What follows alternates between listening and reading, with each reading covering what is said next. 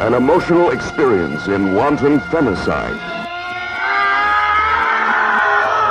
As a carnal killer stalks the night, lays bare the mind of a sex maniac. Video Psychosis. Hello, and welcome to the Video Psychosis podcast. This is episode 21. I'm your host, Strong Knotz, and as you know, it is time for our annual Halloween viewing from 2022. We do this every year, and so I think you know what to expect by now. Don't have too much to say in this intro here. I will make a quick shout and say we will be playing another double feature at Cryptotropa this month. Mentioned that before on the show. Come on out on November 22nd, Tuesday night, 6 p.m. to 10 p.m. We're going to be playing an action trash double feature with Aroused's insane Indonesian extravaganza, The Stabilizer, a film that features a character named Greg Rainmaker. And following that, we will be playing the North Carolina 1989 homemade opus Burning Vengeance, which features a character named Brock Genesis. So yeah, if you like explosions, be there. Now that we've got that out of the way, we're gonna kind of continue in the vein of last year, stick all the short films that I watched in October up front, but first we're actually gonna do something a little bit different. Last year on the show I talked about some films, got some replies from a couple of friends of the show in regards to the films I watched, so we're gonna have a couple of guests who have been on the show before to talk about some of the stuff I watched last year to try and offer a varying opinion. You know, it's always good to have more than one person's voice in regards to one film on the show. Start off here with a good friend of the show, that's VADIM DOZMOROV. You might remember him as the director of Mommy's Pickles, and he's gonna talk about a few things I watched last year. Hello. Last time you had me on here was whenever you shared my short film, which I'm very grateful to you for, Mommy's Pickles. I've been working on turning that short film into a feature film script, and that has been a very daunting, difficult process. Bloody, sinewy. It is sometimes stressful and sometimes magical. Other than that, I've been able to watch a few of the films that you've, listed out. One of which, Folie Muertieres, is a 1984 slasher movie with no particular narrative, which is kind of awesome. I mean, sometimes I don't really want, a story. I don't really need to know how we got here. I just want to be, a voyeur watching a babysitter sleep. I don't need dialogue to peddle the narrative or sell me something, Fuck rationale. Just give me a crazy murderer walking slowly with a weapon, and let's watch him chase some pretty ladies around. Then, subsequently, chop them to pieces. That's what it is. Can I say that I like it? Am I allowed to even think it? Of course, I think. This movie is straight to the point, like that song by The Exploited, sex and violence, double down sandwich from KFC, greasy. It's like, the cheetah hunting a gazelle, but it's French, so it's got or the cheetah's got a beret on. Another film that was on your list, My Friends Need Killing, is that 1976 social piece, I don't know if you can call that, and as me, experiencing flashbacks late into the night. I'm sweating bullets. I hear the sounds of choppers ringing in my ears, which turns to screaming. And we wake up and I realize that it's the tornado siren. And that's because I just moved to Moore, Oklahoma. And that thing is going off all the time. So the tone of the film is super serious, and the narrative works for me, but it's a little preachy and a tad forced down my throat, so I pause often watching it to keep from throwing up. Just joking. So, definitely like the Taxi Driver of slashers. The movie that I really liked that you was in your list was Adrenaline, 1990. A series of little short ditties, no particular tying narrative, aside from the people walking, marching along, awaiting their fate, I suppose. Don't want to let the cat out of the bag in terms of any of the content in there, so to speak. That was kind of a joke in regards to one of the episodes. But that was fun, and I had a great time with it. Thank you for allowing me to write you from time to time. It's awesome. Appreciate the opportunity to be a part of something, and love it, and thankful to you for it.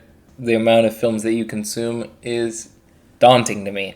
I have kind of grown an aversion towards films. I think, what is the fellow's name that Ivan? I heard him mention a few things about films, and I concur at the moment. What you're doing with watching your movies, watching the movies that you're watching and suggesting them, it's just inspiring to me. Thanks for having me on here, and can't wait, to have a listen.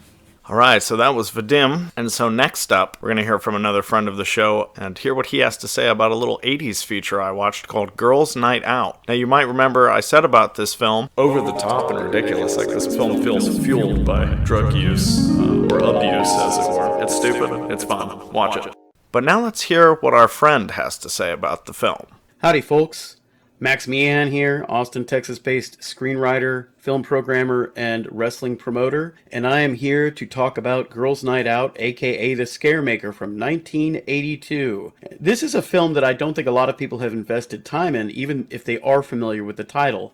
This has also been a film that's not entirely easy to find. Media Blasters put it out in 2005, and that went real quickly, and then of course Shriek Show put out a triple feature box set called Bloody Schoolgirls, where it was packaged with One Dark Night and Blood Sisters, which are also great films. And as I mentioned, Hal Holbrook is in this, along with his son David Holbrook and Julia Montgomery, whom many of you will recognize as one of the Pie Girls in Revenge of the Nerds. This is a really interesting film that tends to get 0 to no stars, and I've never quite understood why, because I think it has a lot of things different about it. The quality of some of the wraparound stuff that frames the kills is really of an echelon that you don't see in a lot of typical slashers. Big part of its charm is that this was actually shot in about 3 days, which is really remarkable. It was shot at Uppsala College in East Orange, New Jersey, by a guy named Robert Dubel, who must have been burnt to a crisp. Because they were shooting around the student schedule, they started on Friday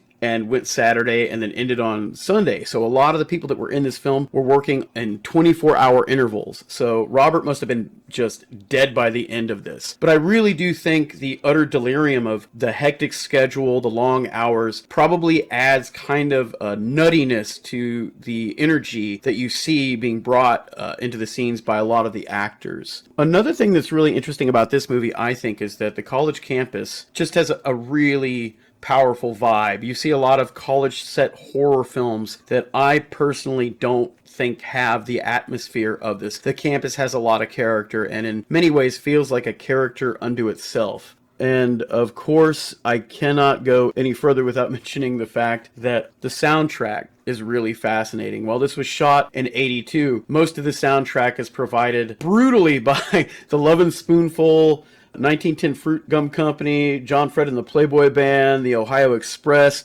and it's funny because a lot of people complain that you hear the same songs over and over and over again, but they are presented by a radio DJ who is kind of a clutch character in this film. But to be truthful, when you listen to the radio, you typically get hit over the head by the same fucking songs anyway, so it kind of works. And it adds kind of a weird sadistic quality to it, It's kind of like sitting outside of Waco when they're blasting the same song at top volume over and over and over again. When I mentioned the repetitive quality of the radio station, the DJ, and the songs that he just assaults you with on a continual basis, I also have to mention the humor of this film, which a lot of people think falls flat. And that's another element of the film that I think really works. A lot of the male characters are very alpha, they're very loud, and they think that they're being funny, but of course they aren't really funny, they're just kind of grating. But of course there are other characters in the film that I do find to be very humorous. However, the actual lead characters and their attempts to be the star of the show or the life of the party, I find that to be very authentic. I think it's very genuine. And of course, because a lot of the male characters in this film are presented as being very insecure, the fact that they aren't really funny and people find the need to validate them adds a lot to their characters. There's a lot going on here. So while they're not funny, I don't think most people in real life are funny. So for me, that works. So the film begins at West Hills Sanitarium, where a long-standing patient, Dickie Kavanagh, has hung himself. And they follow that up with two gravediggers getting drubbed and the body being stolen. And then we cut to DeWitt University, where we're introduced to a local basketball team just winning the big game, and they have later on a celebratory costume party. And this party in particular is one of my favorite things about the movie. It is just a totally incredible piece of art design and production. The cast costumes are incredible, including a notable appearance by the Phantom of the Paradise. It's a little homemade, but it's supposed to be homemade, and of course the dancing is great. It is at this party where David Holbrook has his finest moment, where as Mike Pryor, he finds his girlfriend making time with the guy who plays the school mascot, and he tries to sort of break them up, and he tries to confront her about the situation, and he manhandles her a bit, and she slaps the hell out of him, and then he just starts screaming about how all women are whores before storming off. And of course this sets him up as one of the major red herrings in the film. The bulk of the movie takes place the next night when a scavenger hunt occurs for the girls in particular, and all the clues are disseminated via the school DJ, who forces us to sit through more Ohio Express for, the next 60 minutes or whatever. But as the scavenger hunt is occurring, someone has hijacked the school mascot costume and has augmented it with steak knives for mauling purposes. And of course, one by one, most of the notable female cast members are scrubbed in violent fashion. I can't say too much more about the plot because I think it has a genuinely good little twist toward the end, and it makes for a very memorable final shot. And of course, I must mention that the DJ, throughout the duration of the murders occurring that night, is getting creepy, cryptic calls from somebody on campus, which is very shades of Black Christmas, and even though it is derivative, it is nevertheless effective. Now, one of my favorite things about this film has to be Hal Holbrook's performance. Hal was actually never on the actual set. In fact, there are scenes between he and his son David, where David is sitting on a bench looking up and Hal gets cut to and he's like staring down at him, sort of grilling him, but they were never on set together, which I find to be really hilarious. But I guess Hal was in high demand. He probably got top dollar for doing this. He was considered, I guess at that point, sort of a central draw in the genre, and his performance just kind of feels very lackadaisical. It's very much just him getting calls or responding to things, and he's alone in an office just going, what? God damn it! What's going on here? He's kind of phoning it in here, I think. Or maybe he's just severely drunk. Shades of Cameron Mitchell. Nevertheless, he is magnetic. His performance is still fun. In fact, most of the performances are fun, and I, once again, have to credit the atmosphere to the utter delirium of just having such a breakneck shoot. This is one of those films that I really consider to be an orphan that deserves love. It has issues, it has some holes in it, but nevertheless, it has a lot of charm, it has a lot of atmosphere, and mood, chiefly to me, is just something that it deserves a lot of credit for achieving. And in general, I think the plot is really fun, the killer is memorable, and it deserves just your time, your attention, and lots of eye hugs. Alright, so check those films out. We're going to get the ball rolling here and talk about the short films that I watched in October 2022 for Halloween viewing. There are 10 that I've chosen here specifically, and I'm just going to mention a couple things about the rest of them, but there are 10 specific favorites that I chose to discuss at the forefront here. And we're going to start with Third Dimensional Murder, also known as Murder in 3D from 1941. This was made by George Sidney. Also directed Scaramouche and Bye Bye Birdie with Janet Leigh. This is a pretty neat little short film. The producer, Pete Smith, narrates the film as the lead character, and this was the third in a trilogy of 3D shorts he produced, along with Audioscopics and the new Audioscopics. This one is presented in Metroscopics. It was shot by Walter London, who photographed Safety Last and several other Harold Lloyd films, as well as Way Out West with Laurel and Hardy, among others of theirs. It was written by Jerry Hoffman, who would play Uncle Len in Puppet Master: Axis of Evil 69 years later. J.M. Nicholas this, okay? He was given about $3,000 by MGM to create a stereoscopic camera rig, and ended up with two Bell & Howell 35mm cameras that had special lenses from Bausch & Lomb. Prints of this short were released in classic red-green anaglyph by Technicolor. There is a version of it you can watch on YouTube that's presented in split screen to give you an idea of what you see in each colored strip of a pair of 3D glasses. Now, the short film itself, probably nothing really to write home about, but it is pretty neat. There's an appearance by the Frankenstein monster and a wicked witch, which, according to a couple of YouTube commenters, wears the same outfit as Margaret Hamilton's Wicked Witch from The Wizard of Oz. This is a goofy little short with a big emphasis on comedy. A lot of stuff I watched this year has a strong emphasis on comedy. I don't know how that worked out. The basic story, a man is called by his aunt to a deserted mansion because she's in trouble. He gets confronted with multiple situations where things poke out at him, like tree branches, spears, and hot water dropped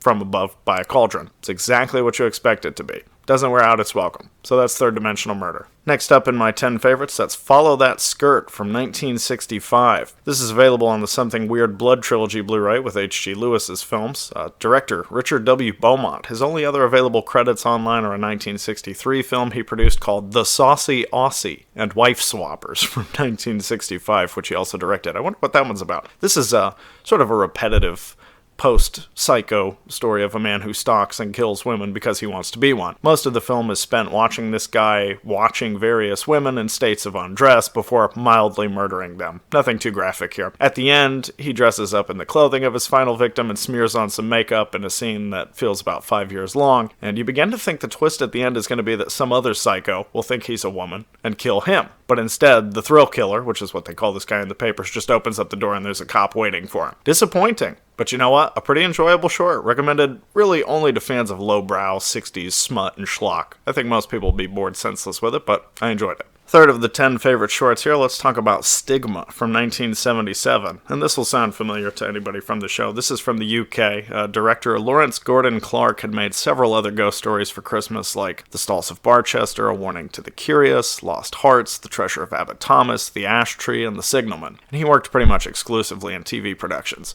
This was written by Clive Exton of 10 Rillington Place and Night Must Fall with Albert Finney. Some familiar actors here. You've got Kate Binchy, who plays the mother, Catherine. She was also in The Eagle Has Landed and The Lonely Passion of Judith Hearn. Maxine Gordon plays the daughter, and she was in Sidney Lumet's The Offense, but mostly just did TV stuff outside of that. Peter Bowles plays the dad. He was also in The Offense, as well as the original miniseries of Pennies from Heaven, Antonioni's Blow Up, A Day in the Death of Joe Egg, The Legend of Hell House, and many more. The story here, about a family moves to a country house. They have some workmen try to move this giant stone in the yard. Turns out to be the burial site of a witch. I'm sure you can guess what happens from there, but it's really very good. One of my favorites of the ghost stories for Christmas. Kind of an underrated one, I would say. It's a creepy story, goes by quickly, features familiar elements from prior entries in the series, but can stand on its own, I think. And it was filmed at Avebury Stone Circles, just like that show, Children of the Stones. Move along here with the fourth of 10 favorite shorts, and that's Biotherapy from 1986. This is a Japanese nasty little slice of V-cinema directed by Akihiro Kashima, whose only other credits include TV shows like Edo High School and some AD work. Got actors in here like Junichi Haruta from the first and third Street Fighter films, Yumiko Ishikawa from Guzu, The Thing Forsaken by God, Toshimichi Takahashi from Fist of Legend, Wolf Guy, and one of my favorite films I've seen this year, Roaring Fire. Also, Hirohisa Nakata from Kinji Fukasaku's Graveyard of Honor and Message from Space, as well as Criminal Woman, Killing Melody. And this is nothing amazing, but it is a gory ride with some fun effects.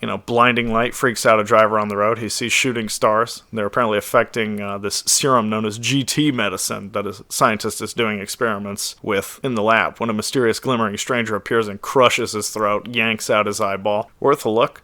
Music that suspiciously kind of sounds like the Gap Band in one scene. I don't know. Check it out. I think it's really good. Next up, we'll talk about an anthology compilation film that's only about 56 minutes. Was mentioned on the show before that, Strange Tales from 1986, an obscure collection released on VHS by Vidcrest. I previously mentioned Paul Bonnell's The Visitant, which is the first story here. Second story here, Desire in a Public Dump. That's the oldest film in the collection from 1958, directed by Robert Pike. Simple story about a guy screwing around in a junkyard, finds a portrait of a woman. She disappears from the photo, comes to life, seduces him, vanishes, and the guy's a horny devil, so he gets literally pitchforked. The woman disappears. Suddenly there's an ape in the picture, and a little boy with a BB gun is about to get attacked by an ape soon. The film visually transitions from black and white to color on multiple occasions. Just like a couple other stories here, like the next one, Day in the Life of Snidley Carmichael, A Sadistic Journey. Pretty pretentious, dialogue-free little diatribe about another guy digging around, lives in a brick room walled in with a TV. He breaks free into the outside world where he gets confronted by war noises like machine guns after lip-syncing to some opera, jolts back into his claustrophobic bunker. Door closes, locks him in. It's a metaphor, man, for complete nonsense. Fourth story here, Twilight Journey, definitely my favorite, the most experimental film of the group, a psychedelic romp full of trippy montages and cool homemade cell animation that looks like Bakshi's rotoscoping in places. Dialogue-free, once again. Laser battle with a strange figure shaped kind of like a diamond, run-in with a demon on a throne, some sword fighting, religious imagery, magic keys, and a mysterious intertitle at the abrupt ending. Is the film an analogy for unlocking the source of your trauma and overcoming it? Who knows? Still the best story, though. The fifth story here, The Crystal Quest by Clay Staub and Jim Towler. Not horror at all, it's a fantasy adventure, sword and sorcery type of tale about a dude dressed like he's in an Italian post-apocalypse film crawling through a smoky, watery underground lair fighting wrinkly-faced monsters, where the final twist shows that he's actually a competitor on a game show he just won. Pretty dumb, but it's fun, charming, the same way that something like Zizak is King is. So, sixth and final story, The Bus Bench by Robert Loverin. This is not horror at all. It's not even sci-fi or fantasy, it's just a sad story about an old woman sitting on a bus bench, watching people get on and ride away and thinking of her childhood. That's it. And this story also uses black and white and color. So, like I said, Twilight Journey, definitely the best of those. Next up, we're going to talk about a little 32-minute public access TV episode of Meadowlands Showcase, not exactly a short film, called The Halloween Takeover from 1989. This was made in Lyndhurst, New Jersey. It's basically about a video director who gets fired because he sucks at his job. He sneaks back into the studio with this spooky stranger named Angus. They take over the channel and run it their way. There's like some proto-YouTube poop visual effects with this guy hosting a workout show on the channel falling to the ground over and over again with goofy noises overlaid on it.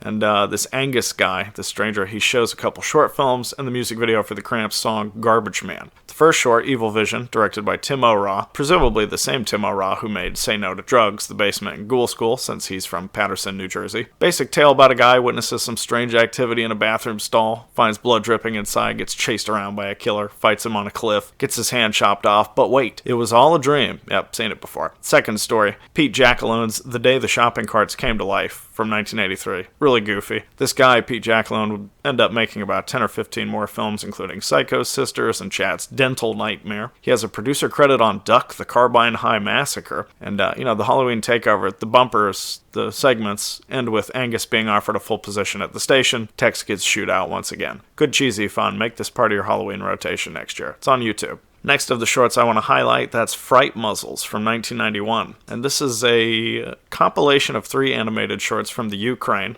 First story, Escape by Vladimir Goncharov and Alexander Bubnov. You got a severed cow's tongue trying to escape from a butcher's hands, a meat grinder, an army of sentient silverware, and a kitty cat, but cannot live his life without the rest of the cow that he belongs to. Surprisingly disturbing. Probably not for people who feel the need to post vegan alerts in their reviews on Letterboxd. Reminiscent of Jan Svankmajer, but it doesn't really seem directly influenced by him. Second story, Guest, directed by Vadim Turyev and Alexander Bubnov. Monster is roaming the land, enters a mysterious, futuristic, yet archaic-looking building, finds his way to a group of other monsters cooking dinner in a pot. The visitor removes his face, a mask, to reveal that he is a human, and a somewhat goofy-looking one, which terrifies the other monsters. The human rips off his second face to reveal that he's actually a fellow monster just having a goof on them. Laughs maniacally as they recover from shock and fright. Great story. The third and final story here, Kolobok, directed and animated by Valery Konoplev. The title and the main character come from this East Slavic fairy tale that's somewhat similar to the English gingerbread man fable. It's been recycled, reiterated to some extent in Norwegian and German stories like The Thick Fat Pancake, the Australian book The Magic Pudding. Basically, a man scrapes together an odd assemblage to cook and eat, but the ball of food resists, escapes, flees to the countryside, devours multiple animals, getting bigger and bigger, until it devours the entire earth. So yeah, check out Fright-Muzzles. That's on YouTube. Really cool animation. All the stories are intriguing. Worth a look. Next up in the list of short films I want to highlight, that's going to be a familiar friend of the show. We talked to Chris A. Frieri last year about some of his work, like I Was a Teenage Mummy, and this year I watched The Stranger from 1992, which he just restored and re-edited and put on his Vimeo page. And this is fantastic. I would recommend it to fans of R. Kern, Damon Packard. It's just a hallucinatory odyssey into grimy madness. It should be heralded as a new psychotronic punk classic. It's great. You've got Mark Fusil from I Was a Teenage Mummy, who plays the lead scumbag here. He has all these strange dreams that play out like a lysergic Eisenstein montage involving monkeys, nude women, and trains. And this guy's your classic New York, New Jersey hard ass. Immediately argues with his girlfriend after waking up, wants no part of this pregnancy he's responsible for, has aspirations of becoming a lounge-type singer. Yeah, he's like full of deluded narcissistic grandeur, this guy. He wants to start a revolution by impregnating various women, saying, I get the vote of the children, I will be the children's president. There's like a warped wall of sound editing in this movie that creates this abrasive atmosphere of chaos. I really enjoyed it. And we get to see him do a god-awful cover of I Started a Joke. One thing that's interesting about this, it constantly alternates between being ugly and funny. You know, you got some religious mockery, really taboo content, and, you know, it ends with color footage of the main character running around naked in the afterlife, right before you get an Orson Welles impersonator narrating the cast and crew credits at the end. Check out The Stranger. It's on Vimeo. Really good. Next short film we're going to talk about here is from 1996, a little Spanish film called Burrp. This is some shot-on-video, homemade trash, snippets of 16mm film in there. Opens up with concert footage. This has like a gross-out, provocateur slant to it, from shots of slaughterhouse footage to a butthole literally almost pooping right into the lens. Super cheap, but occasionally pretty cool effects. It's like a disconcertingly warped and otherworldly viewing experience that was really enhanced by the DVD I watched, which had inadequate subtitles that were sporadically correct, often confusing. The story, if you want to call it that, from what I gathered anyway, has something to do with vegetation making people sick. There's like a big opening scroll about it, like Star Wars. And, you know, these people start assaulting and or eating each other. A military dude gets called in to combat the epidemic, and this is pretty much a case of what you see is what you get. Really obscure, but worth a watch if you want to get a taste of camcorder low-budget madness from another part of the world. And the notorious Troma would later distribute this director Sergio Blasco's 2005 film, whose Spanish title roughly translates to Beelzebub, Take Me, I'm Your Whore from Hell. So there you go, Burrp. The last short film I really want to bring attention to here is The Chromium Hook from 2000. This was shot in Minnesota. You can watch it on Vimeo in great quality for free. It was written, shot, edited, and directed by James Stanger. One of Amy Adams' first film credits after Drop Dead Gorgeous, Psycho Beach Party. James Cotta, who plays Sheriff Curtis here, was in The Straight Story, Factotum. The film takes place in Nimrod, Minnesota, which is a real place, not just a gag for the film, and it was shot both there and Wadena. And this sort of recontextualizes the classic urban legend of the hook attached to the door handle of a car on Lover's Lane, but through an interconnected framework of a small town's kooky inhabitants and how their stories sort of bleed into one another. Once again, strong emphasis on comedy over horror here. Beautiful black and white 16mm photography, there's some strong compositions, there's lots of fun breaking of the fourth wall, but it doesn't feel too clever for its own sake. Check this out, I really enjoyed The Chromium Hook. So those are 10 of my favorite short films that I watched last month. I also watched The Ghost of Rashman Hall, also known as The Night Comes Too Soon from 1948, and I will give you a quick fun fact about that. The script was based on a story by Edward George Earl Lytton Bulwer Lytton. Yes, that's his full name. This guy was a Whig in Parliament from 1831 to 1841. Supposedly coined the phrase the Great Unwashed, as well as the pen is mightier than the sword. At least that's what Wikipedia says. Crossroads from 1955, some more British stuff, one of Christopher Lee's earliest acting projects. You know, he'd been acting for 9 years until this was made, but it was like his first real starring role in a horror-themed project. I watched Insomnia from France, 1963. That's Pierre Attay. It's actually part of his anthology film As Long As You've Got Your Health, which I wasn't aware of until after I watched it. Pretty fun little short. Another fun one, that's 1970's Ashes of Doom by Grant Monroe. A quick 2-minute anti-smoking PSA produced for the Department of National Health and Welfare. Really funny. Check that out. Some more British stuff here. That's The Dumbwaiter from 1979. Not a Pinter adaptation. It is available on Short Sharp Shocks Volume 2, the Blu-ray that BFI Flipside released. Silver Slime from 1981. Somewhat beloved Christophe Gans short film. That's what I refer to as Giallo Aspirante, and we'll talk more about that later. Wasn't really crazy about this. Also watched The October Garden from 1983, restored re-edited 2004. Not much info about that online. Played on Night Flight back in the day. Filmed by Thomas Tosi. Another British short here, Can't Resist Him. That's Sleepwalker from 1984 by Saxon Logan. Also released by BFI Flipside, just like that Short Sharp Shocks Blu-ray. This is a fun little satirical British black comedy horror. Talked about Burrp from 1996. Well, how about Burrp from 1986? Just one R, not two. This was a little short from the Netherlands. Pretty slick little thing about a killer phone. That's on YouTube. Check that out. Also saw the Fogbrook Thing from 1986. This Australian short that kind of almost put me to sleep. Apparently they showed that before Space Camp in some theaters back when it was initially released. Move on to 1987's Lupo the Butcher by Danny Antonucci. That's a Canadian short, famously screened at Spike and Mike's Sick and Twisted Animation Festival. Some Swedish stuff here. That's Exit from 1990. That was a fun little anti-capitalist satire with a perverse Disneyland-style park. Pretty cool. Not as cool would be Mondo Weirdo from 1990, this Austrian-German little short.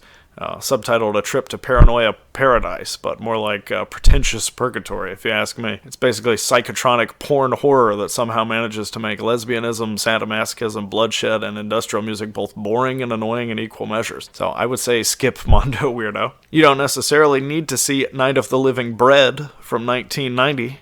I'm sure you can guess what it's about, but it's pretty fun. Loving little parody of Romero. There's also A Restaurant of Many Orders, Japanese short from 1992. Sort of looks like a children's style pop-up book or something. Also watched Jesu from 1992. This is a Finnish little home movie shot by some kids.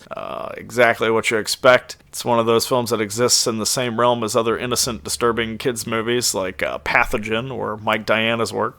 Some more British stuff, and that's Rhino Bitch from 1994. Exactly what it sounds like. Goofy gore, awful music. It's on YouTube in 3 parts for the curious. There's one really clever joke with a guy tossing weapons to people, naming them off, and he's like, here you go, Uzi 9mm. You get Kodak 16mm. And the final of the shorts that I watched for Halloween this year was Death Walks on Nitrate from 2020, filmed in Atlanta by Kevin Fermini, a guy who actually worked in the costume department and shot a short you may have read about on Bleeding Skull's website called Viola vs. the Vampire King. When I talked about Christoph Gans's Silver Slime earlier, I mentioned that it was Giallo Aspirante. You can look that up. It's Italian. This is not Giallo Aspirante. This is better. A much more heartfelt tribute to the subgenre. It's got a great jump scare in it, some psychedelic imagery, cool music. Death Walks on Nitrate. Watch that on Vimeo. Pretty good. So, that's it for the short films. We're going to move into the features from 2022. But before we go into that, let's hear from a very special first-time guest on the show. Hi, this is John PORTANOVA, director of the Bigfoot horror movie Hunting Grounds, and I worked on several other local horror films with my production company, The October People. And I'm here to talk about some movies I watched in October for the Scarecrow Video Psychotronic Challenge. My favorite thing in October, I really love going by the guidelines that Scarecrow lays out and picking movies from my to-watch list that I've never seen before, or maybe from my Blu-ray pile that I bought and have just kind of been sitting there. It's just kind of a good way to work through things I want to watch, doing this challenge, which Scarecrow's been doing since 2016, and I've been, kind of playing along ever since then. The first movie I want to talk about is for their Day 28 Space Oddities Challenge, and that is 1993's Body Snatchers. This is the Abel Ferreira film that is the third in the Invasion of the Body Snatchers series. I think it's kind of unfairly maligned, or at least it was when it first came out. It's coming after the classic Invasion from the 50s, and then the Philip Kaufman remake from the 70s that most people would say is one of the greatest remakes of all time. And so I think a lot of people just weren't giving Body Snatchers the time of day when it came out. And I really like the changes that are made to it. The script is really interesting, and it's got input from Stuart Gordon and Larry Cohen, amongst others. I like that it's set in a military base. It's an environment where everyone is supposed to resemble each other anyway and have a lack of personality. So I think that plays in well with the paranoia and who is a pod person and who isn't. And I also think it just has some great performances.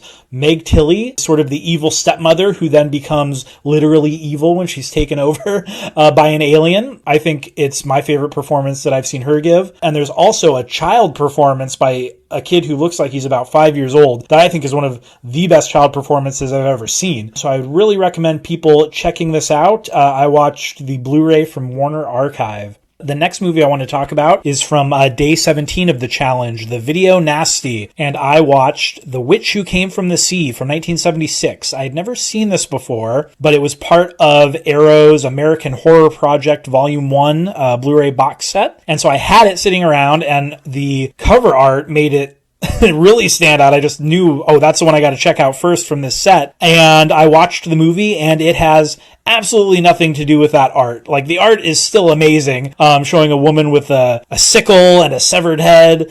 It just is so cool. But really, it's sort of a bait and switch in order to get you to watch a really sad, depressing, and dark drama about this woman who has been a victim her whole life. She's put upon by men all the time, and so she basically becomes a serial killer. Sexual situations spring up. She takes it out on the people, the men around her. Pretty graphic. It's very squirm-inducing, but it's kind of interesting. Out of all the things I watched in October, I wouldn't even categorize this one as a horror movie. I called it a drama in my tags on Letterboxd, but that is definitely not a knock against it. I really recommend it, even if you might feel let down by the title and the poster not being 100% accurate, but there's still a good movie within that. And I think that's hard for people to see sometimes. I feel like I went through that with some of the early films that I produced, where the production companies, the distributors, just put crazy artwork and new titles on the films, and that's all anyone could ever talk about.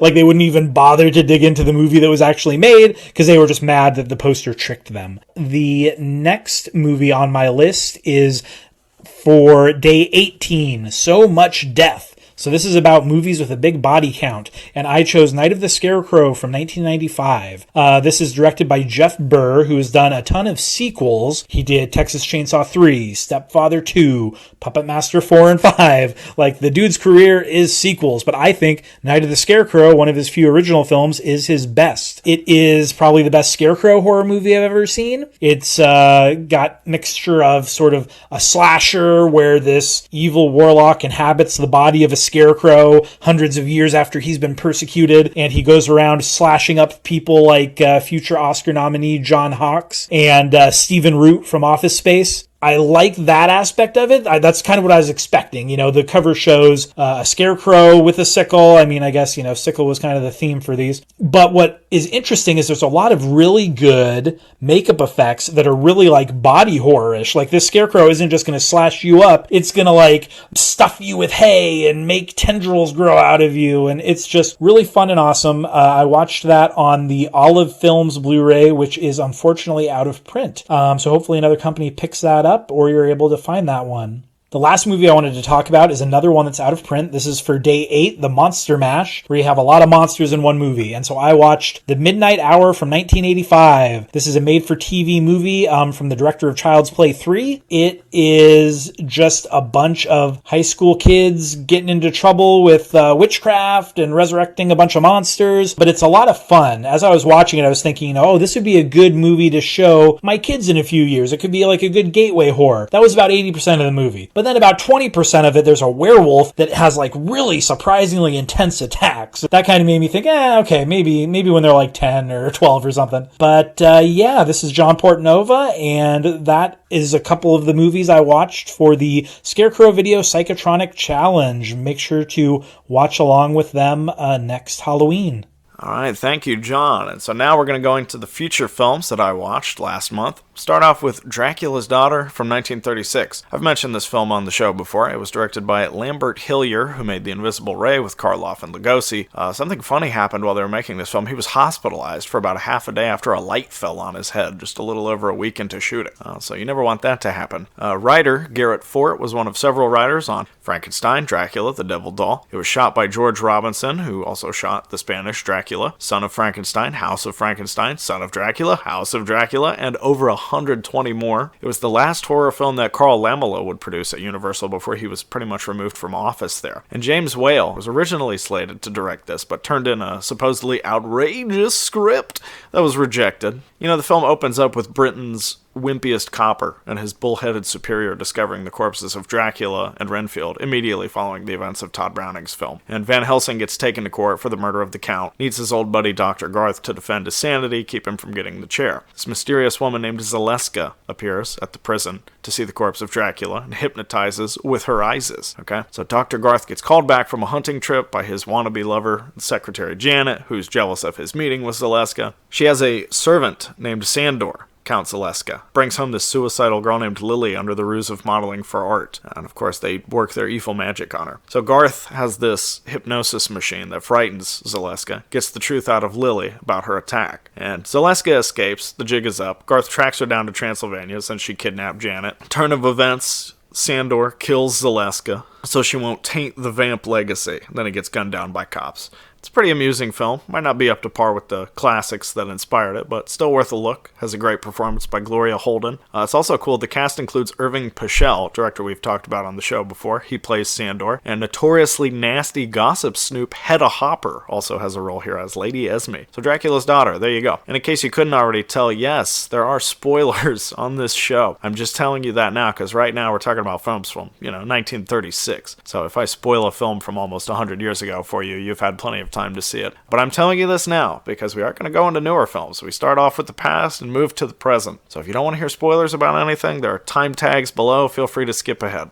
And we move now from 1936 to 1939, where we'll talk about a little film called The Ghost Train that was shot in Amsterdam. Okay, this is an adaptation of a 1923 play by Arnold Ridley that proved very popular since it was remade or imitated from 1925 to the release of this film by at least 6 times, along with a radio version that was broadcast in the BBC. The story has also been, remade at least 5 times since this film. It's a fun little comedy thriller that uses classic horror ingredients to amble towards a more action-adventure sort of climax, but it's worth a look. It's relatively obscure.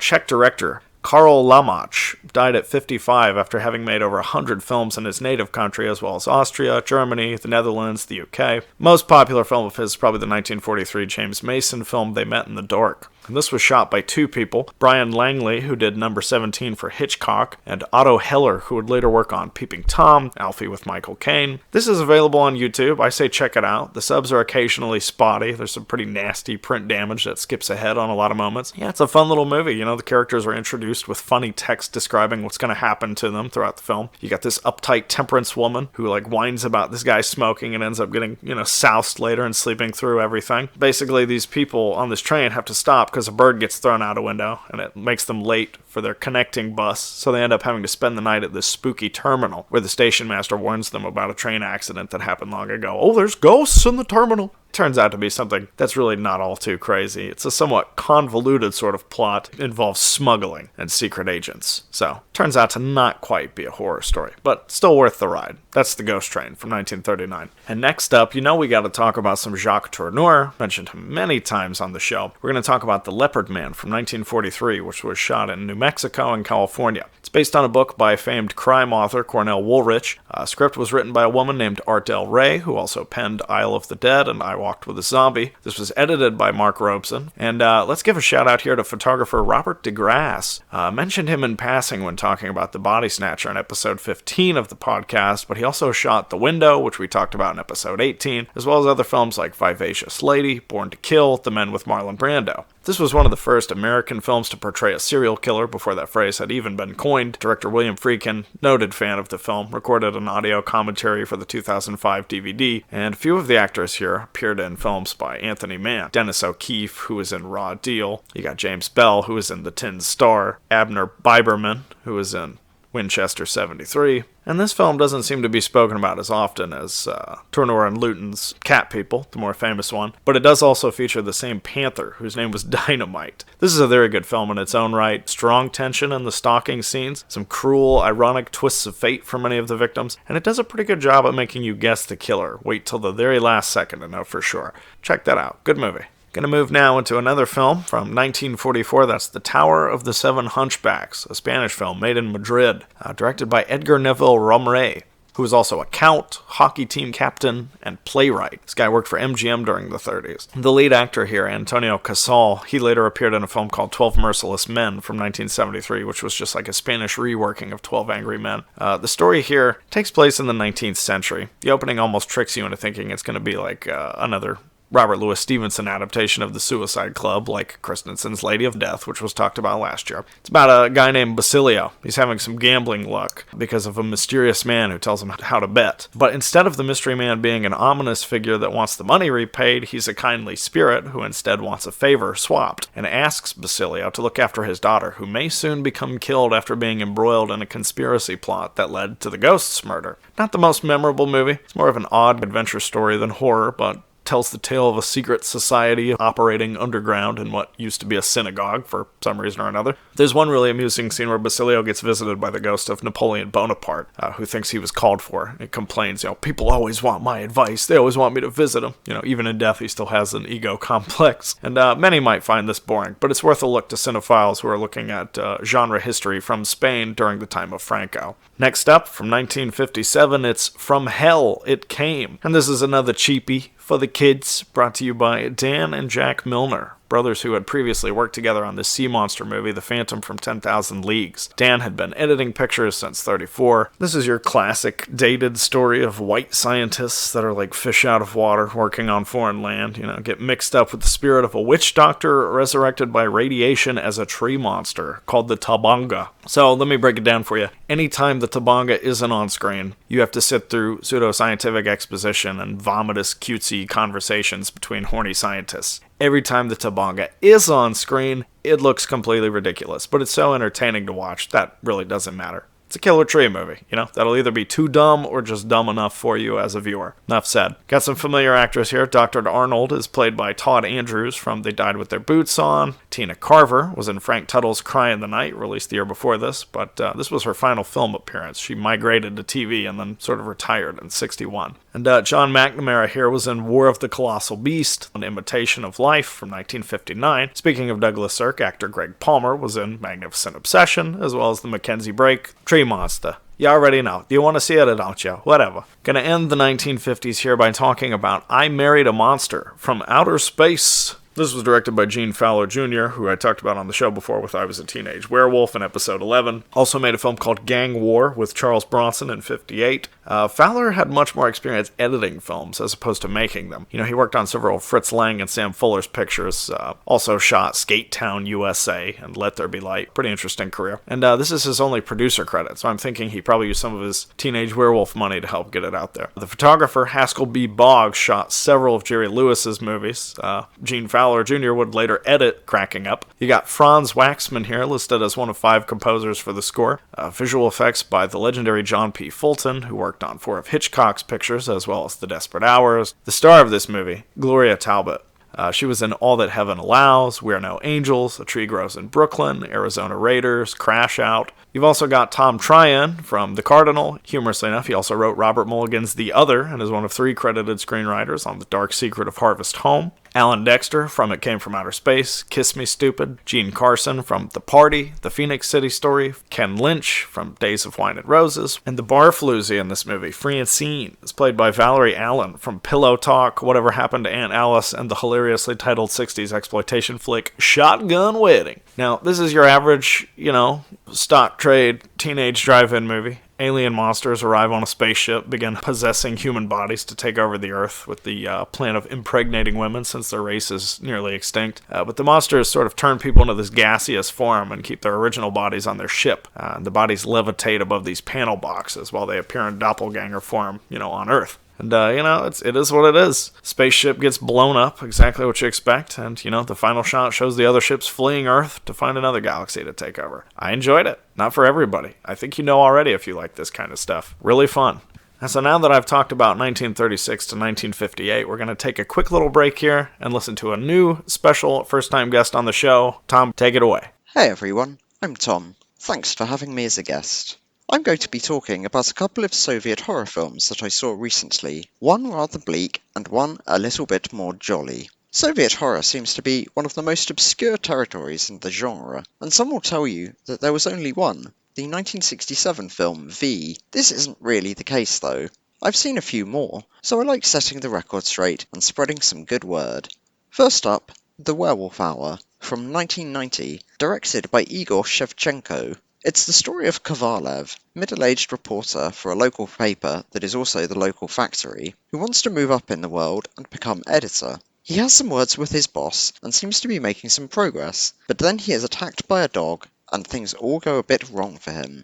This is an unusual one. There are plenty of classic genre elements: a sharp-toothed man waking up naked in the back of a dog catcher's van, a tense and stylish chase and kill sequence, painful transformations, and the dream sequence inspired by an American werewolf in London. But really, it's all a sort of a frame for the real concern, a deeply pessimistic take on small-town life and what it does to people. Corruption, deceit, drunkenness, selfishness and cruelty are the way of life here, and all so petty and so small, and so far away from any great dreams of society. Kovalev, a nice sort who remembers the good old days, is doing his best, but he can't help but be brought low. With engaging images, some striking tracking shots, and an ending that may well be unique, this is worth investigating for fans of the different. And now on to Thirst of Passion from 1991, directed by Andrei Kharitonov. A lot of Soviet genre cinema is plainly rooted in socio-political realities, or folk stories of the area. This is different, though, a little bit like the wackier end of late vintage Italian horror, fed through a Lynchian surrealist approach to structure, with a cheeringly fast pace. A woman is murdered, and a policeman investigates, but when he gets talking to her doctor, things get weird. And this switches between past and present, mundane and supernatural, to tell a story of a broken marriage and a supernaturally murderous lesbian doppelganger.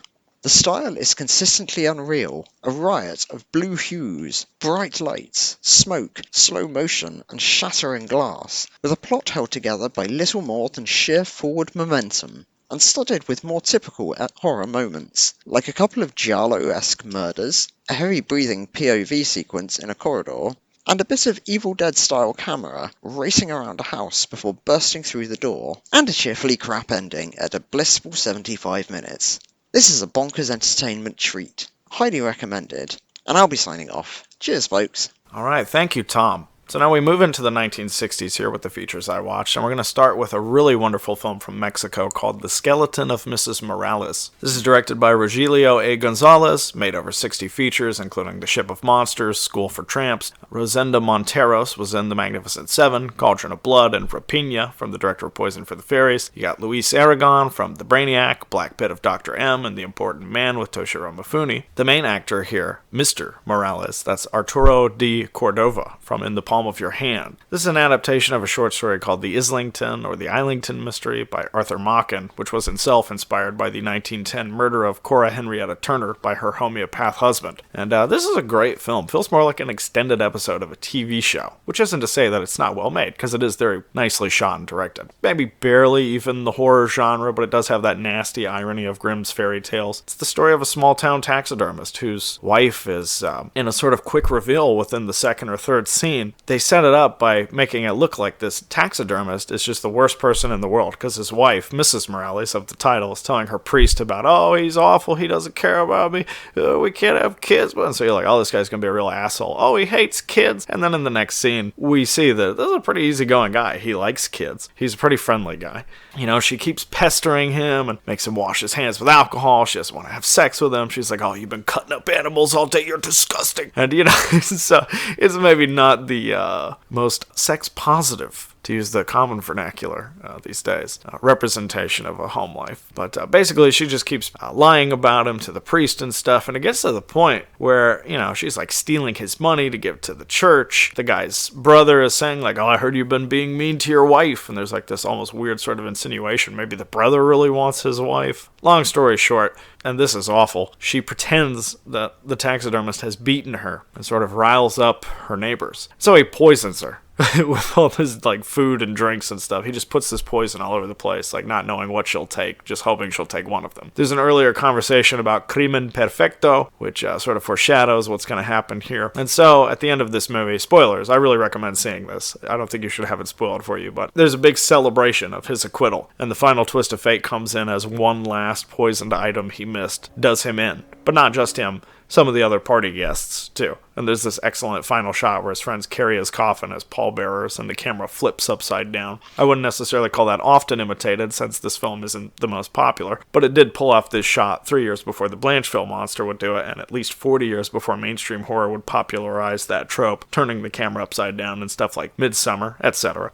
Great film. Might not be as effective on multiple watches, since the main curve of the plot doesn't happen till over halfway and the majority of it spent watching the character development. Worth a look. Really good movie. Next up, we'll talk about The Mask from 1961, shot in Toronto. Now, this was released in the UK as The Eyes of Hell 10 years later, and from what info I've been able to find about it, supposedly this is the very first Canadian horror feature film ever made. You know, there were shorts like The Devil Bear from the 20s, but this appears to be the first full-length feature horror film made in Canada. Also important to note that the film is the only Canadian film intended for and released in 3D to this day, and it was the first film from that country to be widely distributed in the US. An important piece of horror history there. It's now on Blu-ray from Kino. When they aired this movie on TV in the 80s, Burger King sold 3D glasses at their locations, and some of the proceeds went to Easter Seals nonprofit. The director, Julian Rothman, made this beatnik crime thriller The Bloody Brood with Peter Falk a couple of years beforehand, but he would move on to producing films like The Pix and The Glove after this. Most of the cast, not immediately noticeable, but they all have interesting films on their small rosters. Paul Stevens, Claudette Nevins, Martin Lafitte, Norman Etlinger, Eleanor Beecroft, and Jim Moran. The story itself here, nothing too special. It's one of those cyclical tales about a scientist, professional type who takes his job too seriously and pays the price for his disbelief in things beyond the human realm. But the 3D sequences are legitimately great. The definite highlight of the movie. It's not a great movie. Probably not even a very good one. Like I said, important to horror history, worth watching, or at least knowing about for horror film fanatics. Next up, let's talk about The Haunted Palace from 1963, shot in Virginia. Yes, this is more classic Corman Price American International Gothic spookiness. This time inspired by a Lovecraft story, the first of his to actually make the screen. Although it quotes Poe in the title and on screen at the very end, thanks to the distributor, trying to cash in on those other pictures, afraid that this one might be a flop. There's some footage of the castle in this movie that was also in Roger Corman's The Raven, which came out the same year, 63. Talked about Night Tide, Tales of Terror, the Comedy of Terrors on the show before. All of those films, as well as this one, were shot by Floyd Crosby, who also worked on several additional Corman films after having started with F.W. Murnau's Taboo at the beginning of his career. The music here, another Corman collaborator, that's Ronald Stein. He did the score for that Milner Brothers Fish Monster movie I talked about earlier, as well as Targets, The Rain People. Charles Beaumont, the writer who penned a short film I mentioned in passing last year for Halloween called Ursula, 1961. Cast is pretty game here. You got two of the classic juniors, Lon Chaney and Elisha Cook. You've also got Deborah Paget from Cry of the City, Bruno Visota, probably most recognizable as the guy eating the chicken in Dementia, but also in Attack of the Giant Leeches, Leo Gordon from Riot in Cell Block 11, and there's a lot of cowboy overlap here. You got actors like John Dierks from Shane, Milton Parsons, Last of the Comanches, Guy Wilkerson, who was in Duel in the Sun, Isaac Stanford Jolly from The Baron of Arizona. This is a fun little movie. It's got a good old-fashioned monster in the cellar that eats raw meat, some Necronomicon references, silly putty on people's faces from a curse, and revenge by setting the living on fire. So that tells you all you need to know. Check out The Haunted Palace. I enjoyed that one. Next up, we're going to talk about a horror classic, and that's 1964's Blood and Black Lace, the classic Italian Mario Bava film. This is a renowned, influential film I don't think I have much to say about. I've seen it twice, but I would like to point out that it's physical proof, in my opinion. And I'm going to sound like a total boomer here, but that's okay. I think most younger audience members are completely spoiled, because if a film like this, with a great soundtrack, incredible photography, cool kills, beautiful women, manages to leave them bored, which is something that I heard when I saw this film theatrically at All Freakin' Night this year at the Capitol Theater. I don't know what to tell you. Now, granted, seeing this movie at 2:30 in the morning after having sat through 3 other films and having to read the subtitles when you're sleepy, probably not the best way to see it, but I can't help but wonder if those kids from my screening would have preferred Bay of Blood. I think that would have been maybe more up their alley. That's a more accessible film. More fun, probably. But you know what? You can't hate Cameron Mitchell and Guy Liner, dude. For my money, this has one of the most brilliant openings to any horror movie ever made, with the playful credits that the American distributors hated and reshot, but there's also this immediately atmospheric first scene that's a total masterclass in how to shoot horror, with the wind blowing the sign down and the gothic, foggy loneliness outside this fashion house. This might be more for fans of suspense thrillers and mysteries than strictly horror. Still a banger though. Bavaween, 24/7 baby. And here's a fun fact. Greta's villa was actually the same location where Godard, R.I.P., shot scenes for Contempt, Le Mépris.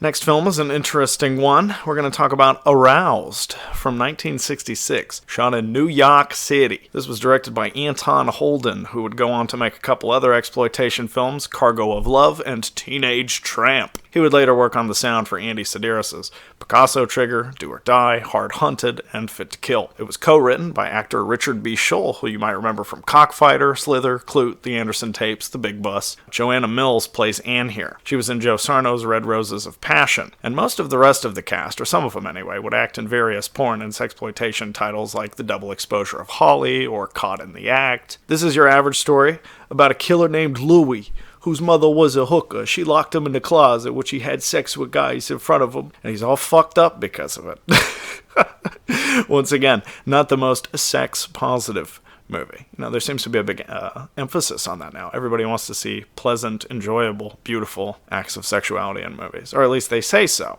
You don't really see it too much these days. Bring back the erotic thriller, I say. But nonetheless, Killer Louie, there's a cop, Johnny, does things his own way, starts seeking out the sex maniac. Guy gets scared and kills when he gets turned on or picked up by women. And so Johnny teams up with this tough prostitute named Ginny, who wants revenge on the sex maniac for personal reasons. He killed my friend. Yeah, Johnny's a scumbag. There's also a hilarious, abrupt scene where right after Johnny and Ginny have sex, she goes, I think that Louie is the killer. It's like, you just now mentioning this? They dart out the door to catch him. But the most notable thing about this movie, the last 10 minutes are fantastic. Louie escapes to his place but gets held down and tortured by a gang of sex workers who basically molest him by playing off his fear of women, and they rub and lick him, yank off his pants, and castrate him. So there you go. And you think there might be a happy ending, but this is the best part of the movie. I really, really liked the ending of this movie. So Ginny, she gets caught while they're castrating the guy, and, she gets caught by the cops with scissors. And she had been caught before, and they told her, don't do this again. So here she is, caught with scissors once again. Louie's been killed. They said, we told you about this. And the last line of the movie,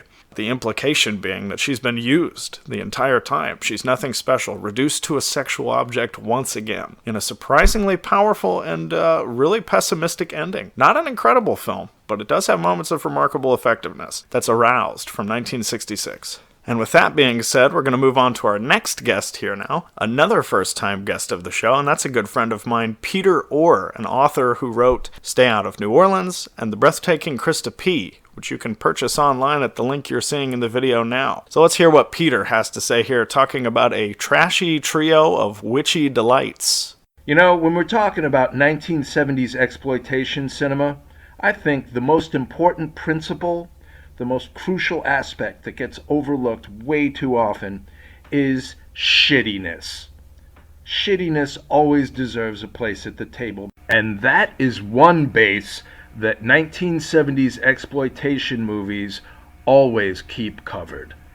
Now, for our shitty triple feature, I'm going to start off by recommending The Witchmaker from 1969. This film kind of straddles the 2 decades there. Just start with the cast. It's filmed in Louisiana. The cast includes Alvy Moore.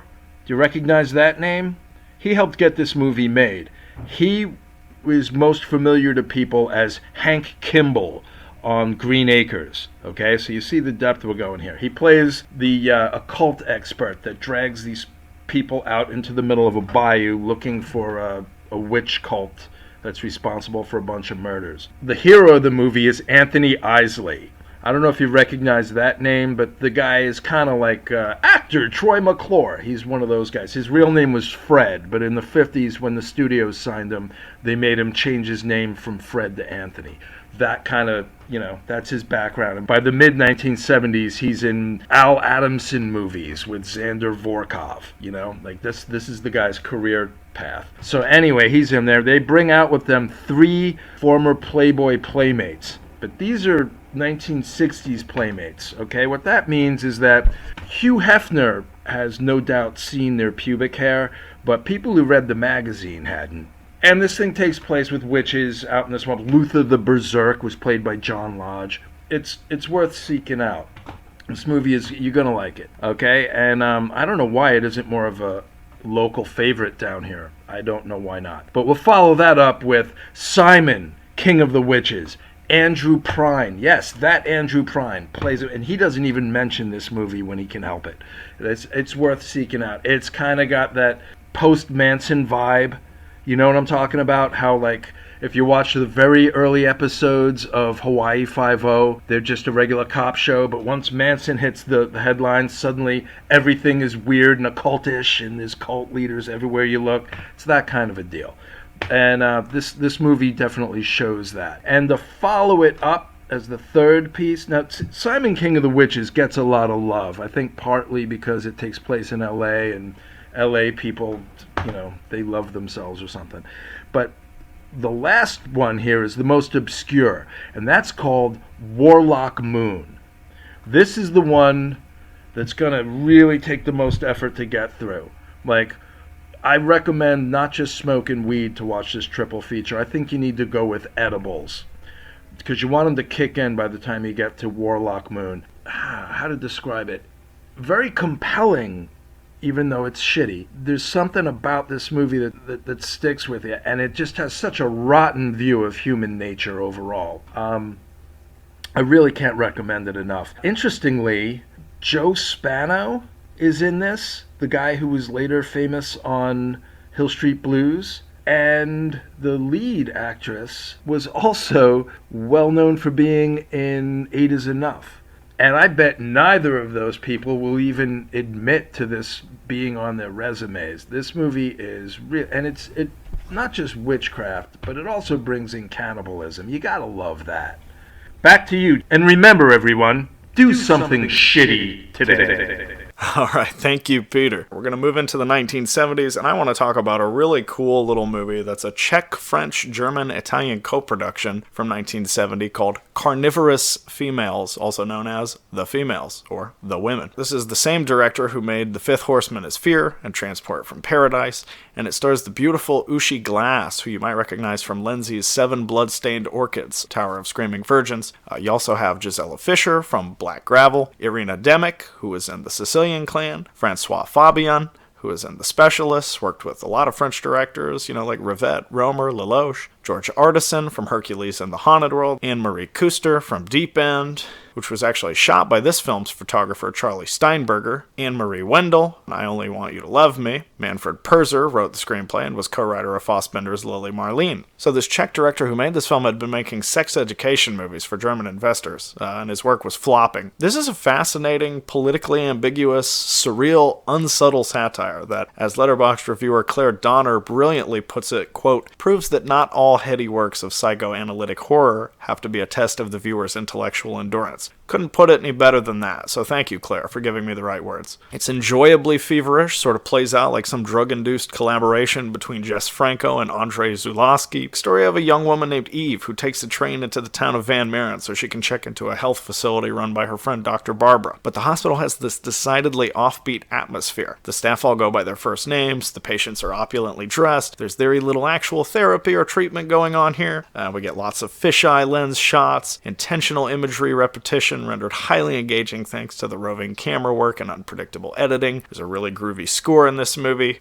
There's one particularly funny visual gag where this fringe-clad visitor to the town says, I gotta get out of here, there's too many corpses in this place, and immediately a hearse drives by right after he says that. And yeah, this is a really fun movie. It's tonally bizarre, you know, lots of goofy moments, lots of shots where people look directly into the camera lens, which creates a sort of self-aware, intimate relationship with the viewer. The twist at the end sort of predates The Corpse Grinders by a year or so. I highly doubt Ted V. Michaels saw this movie. I guess it's possible. This is a most amusing, memorable film, despite the occasional flaws. The Females, check it out. Another film from 1970 here, that's I Start Counting. This was released on Blu-ray recently by Fun City Editions, a great company which is also putting out other terrific films like Alphabet City, Jeremy, Radio On, Natural Enemies. The film was directed by David Green, who also made The Shuttered Room and The People Next Door. It was co-written by Richard Harris of the Underage copyrighted 1962 film Strong Room, and it was an early credit for photographer Alex Thompson, who went on to shoot The Night Digger, Deathline, films for John Borman, Nicholas Roeg, Michael Mann, Michael Cimino, Ridley Scott, plenty of heavy hitters. You got a young Jenny Agutter starring in this film before Walkabout, Logan's Run. Brian Marshall here was in Rasputin the Mad Monk. You got Simon Ward from Richard Lester's Musketeers films, also Holocaust 2000. Plenty of other recognizable faces here too, like Charles Lloyd Pack from Bedazzled, Michael Feast from the Year of the Sex Olympics, Faye Compton from Odd Man Out, Madge Ryan from Hitchcock's Frenzy. And, there's one actor here in this film I really liked, Claire Sutcliffe. Really good as Jenny Agutters' teenage friend, but she didn't really do much more work as an actor, unfortunately. She's quite good here. This is a coming-of-age thriller, somewhat predictable killer reveal, but it's a well-made suspense film with some symbolic imagery, surprisingly upbeat poppy soundtrack, nice photography, good performances. Maybe it rides the line a little bit between having its cake and eating it too in regards to the subject matter, which can occasionally veer a little bit into exploitative territory, naturally, of course, with its depiction of teenage sexuality, which is thematically appropriate, I think, but sometimes there is a bit of an objectifying gaze, like these multiple upskirt shots throughout the movie. Ultimately, it does not feel like some misguided perv piece, in my opinion. I highly recommend this movie to fans of the Frank Zappa song Catholic Girls. Check it out. I start counting. Final film of 1970 here, and that's the classic Santo and Blue Demon Against the Monsters. From Mexico, of course. And I have a confession to make. This is actually my first El Santo film. Been familiar with him for, years and years and years. He's been in so many films that it seems hard to figure out where to start, so I went with this one. And humorously enough, I actually share a birthday with him, September 23rd, although obviously I was not born in 1917 as well. The guy himself, El Santo, had been wrestling since 1934 or so. It wasn't until about 20 years after that a comic book was made about him, and that same year in 1952 they made a serial called The Man in the Silver Mask, but El Santo himself didn't want to appear in it because he didn't see any commercial appeal. So the Silver Masked Man went from being the lead hero of the serial to a last-minute villain, and 6 years later El Santo would start his film career with Santo vs. the Evil Brain. There were at least 20 Santo pictures before this one, close to 30 made after it. The director, Gilberto Martinez Solares, had made many Tintin films, would later be responsible for a Satanic Pandemonium, and Gilberto's brother Raul would shoot the film. He also worked on Illusion Travels by Streetcar, The Man and the Monster, Night of the Bloody Apes, and over 100 more films. As you would expect, the story starts in the square circle. We watch some luchadoras tear it up. The audience has to pretty much buckle in if they're not wrestling fans, because there's like at least 9 to 10 minutes of wrestling right at the start of the movie before the plot kicks in. And we got these green-faced ghouls and a little person named Waldo removing a coffin from a hearse, bringing it to their secret lair in this castle, talking about brain transplant experiments. And so Santo's buddy Blue Demon somehow accidentally comes upon this castle and checks it out, gets whacked with a big stick and held hostage, becoming the first guinea pig in a successful brain swap. Santo tries to track him down. His girlfriend gets kidnapped. There's a car chase, exploding car that falls off a cliff, vampire bat turns into a full-blown Dracula, and we get a cavalcade of spookies from mummies to a cyclops, wolfmen, even a Frankenstein knockoff. The monsters ravage the homes of innocent townsfolk. There's a murder montage of their exploits. There's an old MGM-style musical number at a nightclub. Ragdoll gets thrown off a roof. All of this leading to a predictable but enjoyable ending after the cycle of fights, caves, and plot points amusingly ad nauseum. Nothing amazing here, but pure-hearted schlock for monster movie devotees. Worth a look if you haven't seen any of his films, and I'm definitely interested to check out more of them, see whether they follow the same formula or not. Move into something a lot less entertaining and a lot more depressing, and that's Insanity from 1973, also known as Hollywood 90028. Director of this film, Christina Hornisher, uses the male alias Craig Hansen for her writing credit on the film. She directed a short student film called And on the Sixth Day, along with a couple others for UCLA. There's a really good article about her work written by Mark Edward Huke for the Projector Has Been Drinking blog, and I recommend reading that. It's very, very informative. This movie had a scant release in 1974, finally played LA a couple years later at the Cameo, and it was one of Basil Polidorus' first credited film scores before he went on to work with Paul Verhoeven and John Milius later on in his career. The majority of the cast here didn't do much else, but some of them have small roles or background credits in other films. This is a story about a lonely photographer named Mark who shoots porn films and hides his crushing loneliness, existential isolation. Basically ends up strangling all these women that he makes makes love to. Those looking for action or gore will be disappointed. This is more of a depressing drama with pessimistic philosophical tendencies. Occasionally takes a turn for the psychotronic, but not often. Mark is going crazy, strangling these women, hearing all these echoing mother voice reverberations when people irritate him. And there's a lot of conversations in the movie between people discussing their fragilities and their weaknesses. There's also a great scene where a porn store clerk's watching a televangelist. Some pretty good dialogue in this movie that gives a lot of character introspection, like the woman asking Mark, "Do you live alone?" Everybody lives alone. You know, there's a big, long, crushing monologue from a character named Michelle about the exploitative world of modeling and how devaluing it is.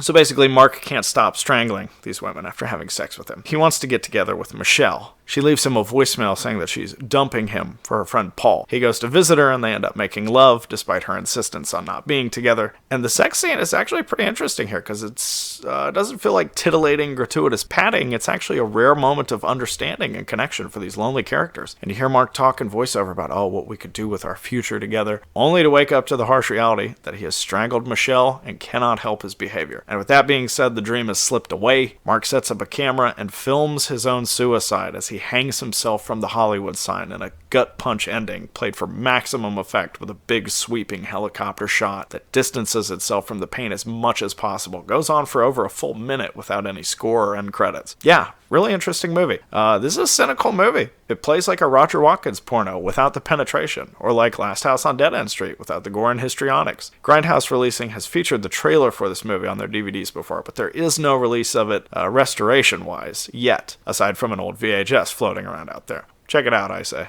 The next film got mentioned a little bit on the last episode. It's been mentioned many times here, and of course it has, because it's a horror classic. That's Tobe Hooper's Texas Chainsaw Massacre, 1974. I won't say too much about this one. I finally, after years of wanting to check it out, saw it theatrically at All Freakin' Night, where I also saw Blood and Black Lace and a few other films. If I'm being completely honest, this is probably in my top 5 favorite movies. I think it just has this one-of-a-kind combination of the macabre and the mythical. The images in this movie are just so strong that they become permanently, seared into my subconscious, the spiders on the ceiling and the tooth in the hand and the nail through the stopwatch, just little images that stick with you. And there's actually some things I never noticed as many times as I've seen this film, but seeing it theatrically, I suddenly noticed. You know that scene where Sally runs into the grandparents' attic? They have that little mummified dog with them, like the family didn't want them to be alone, and she knocks it over when she runs away. I also did not realize that Ted Nicolau, who directed Terrorvision, did the location sound recording. This movie has an underrated use of camera work, particularly the pan over to the truck when Drayton puts Sally inside and it pans back and forward again. I mean, even the somewhat amateurish moments in this film just add to the feverish intensity. A true classic, Texas Chainsaw, a perfect movie. Some more 1974 horror here, and that's Vampires, from Jose Ramon Larraz, the Spanish cult filmmaker behind Deviation, Symptoms, Edge of the Axe, and over 20 other films. It was shot by Harry Waxman, who did Brighton Rock, Basil Dearden's Sapphire. You've got Marianne Morris, who plays Fran. She had already been seen in the Peter Cushing film Corruption, and would later model nude for Mayfair magazine. And Anulka Jabunska, who plays Miriam, was Playboy's Playmate of the Month in May 1973, a fact humorously advertised on the front of the Lettuce VHS release under the title Blood Hunger. She would appear on Ken Russell's Listomania the year after this. Brian Deacon plays John here, and he would later play Jesus Christ at least 4 times between 1979 and 2007, but you can also see him in The Triple Echo. Michael Byrne, the Playboy here, was also in Conduct Unbecoming from 75. Elliot Sullivan, who plays the American man at the end of the film, was also in They Made Me a Criminal, Each Dawn I Die, and his American wife, Bessie Love, had been acting since the 1910s, appeared in over 100 films, including this early drug comedy short, The Mystery of the Leaping Fish, Ragtime. The main spooky house in this film is Oakley Court, which is now a luxury hotel, but once was used for exteriors in Hammer films as well as Rocky Horror Picture Show. I would like to say thank you to Maeve from Cryptotropa for letting me borrow the VHS. I've been avoiding Larraz's films for too long. Been meaning to see one for ages and just put it off for whatever reason. And this one was fun. If you dig lesbian vampire movies, you'll very likely enjoy it. Things get hectic in the final inning, but the build there may be too slow for some. Does what it sets out to accomplish. Sexy, eerie, atmospheric. That's Vampires. Speaking of sexy, eerie, and atmospheric, we're going to move now into the next film and hear from very special first-time guest Casey Scott. Hi, this is Casey Scott. I'm a supplements producer for Vinegar Syndrome, primarily doing interviews and commentaries on their adult film releases. Porn and classic sexploitation are kind of my jam, but I'm also a huge horror nut. So I wanted to talk a little bit today about maybe an unexpected choice for a Roberta Findlay horror film this Halloween, especially because, she did several films in the genre. But when it comes Halloween time, I'll skip over the Oracle, Lurkers, Primeval, all of those, and go straight for A Woman's Torment. A Woman's Torment is kind of Roberta's version of Repulsion, set in a primary location of an isolated beach house on Fire Island. And I was very lucky to record a commentary with Roberta for the Blu-ray release of this film. And we also did a Q&A at a screening of the film at Quad Cinema here in New York City the same day we did the commentary. So I think that she's said absolutely everything that she has to say about that film. And if you haven't picked up that release in Vinegar Syndrome, I highly recommend it. It is not what you would think a porn film would be like. It stars an actress named Tara Chung, who only made a few other films. And the fascinating thing about her is that she walked off the set. She just vanished one day. And Roberta and her producing partner, Walter Sear, had to finish the movie without her. With that piece of information, it is very surprising how well she pulled it off. There are sequences where she stands in for Tara Chung with the back of her head or her hands. She uses a lot of cutaways to Tara's wild eyes as this mad woman who has, a buku of sexual problems, and decides to take it out violently on men like Michael Gaunt, who I think a lot of horror fans will remember from City of the Living Dead. He's one of the grave diggers in that film, and he was a mainstay in New York adult films of that era. But the commentary that Roberta and I did was for the R-rated version, which is a very different. Well, I say very different. It's a strikingly different version of that film, and I actually prefer it. I think that because it eliminates most of the sex and is able to focus mostly on what Roberta really liked doing in filmmaking, which is, she was a big fan of photography, lighting. She's a very skilled editor. And I should probably say that all of these skills were self-taught. She did not go to film school. She did not have anyone teaching her how to do these things. She learned them all herself, out of necessity to survive in the independent film world of New York in the 1970s. And for a long period of time, she was the only woman cinematographer in the world. There were no women shooting films, actually physically holding the camera and shooting films. And unlike many other well-known woman directors in cinema, she wrote, produced, edited, lit, photographed. She was a one-woman show on all of her films, which is very, very unheard of. Even Doris Wishman didn't do that. And that she's kind of the other well-known woman in exploitation and adult cinema in New York at that time. But Woman's Torment is definitely a film that I recommend for Halloween viewing. It's not Repulsion. What is, though? But it's a fascinating film made by a really gifted woman and a very talented storyteller. So I really highly recommend that film this Halloween. And Vinegar Syndrome also put out a ton of other Roberta Findlay films. And she continues to reveal so many really fascinating and wonderful things about her time in the industry in commentaries that I've done with her on those releases, including the most recent, which was Shriek of the Mutilated, which she photographed for her husband Michael after they had separated. So it was kind of a reunion for them while they were not speaking to each other. So yeah, I would recommend that release as well. But I hope everyone has a happy Halloween, and long live Roberta Findlay.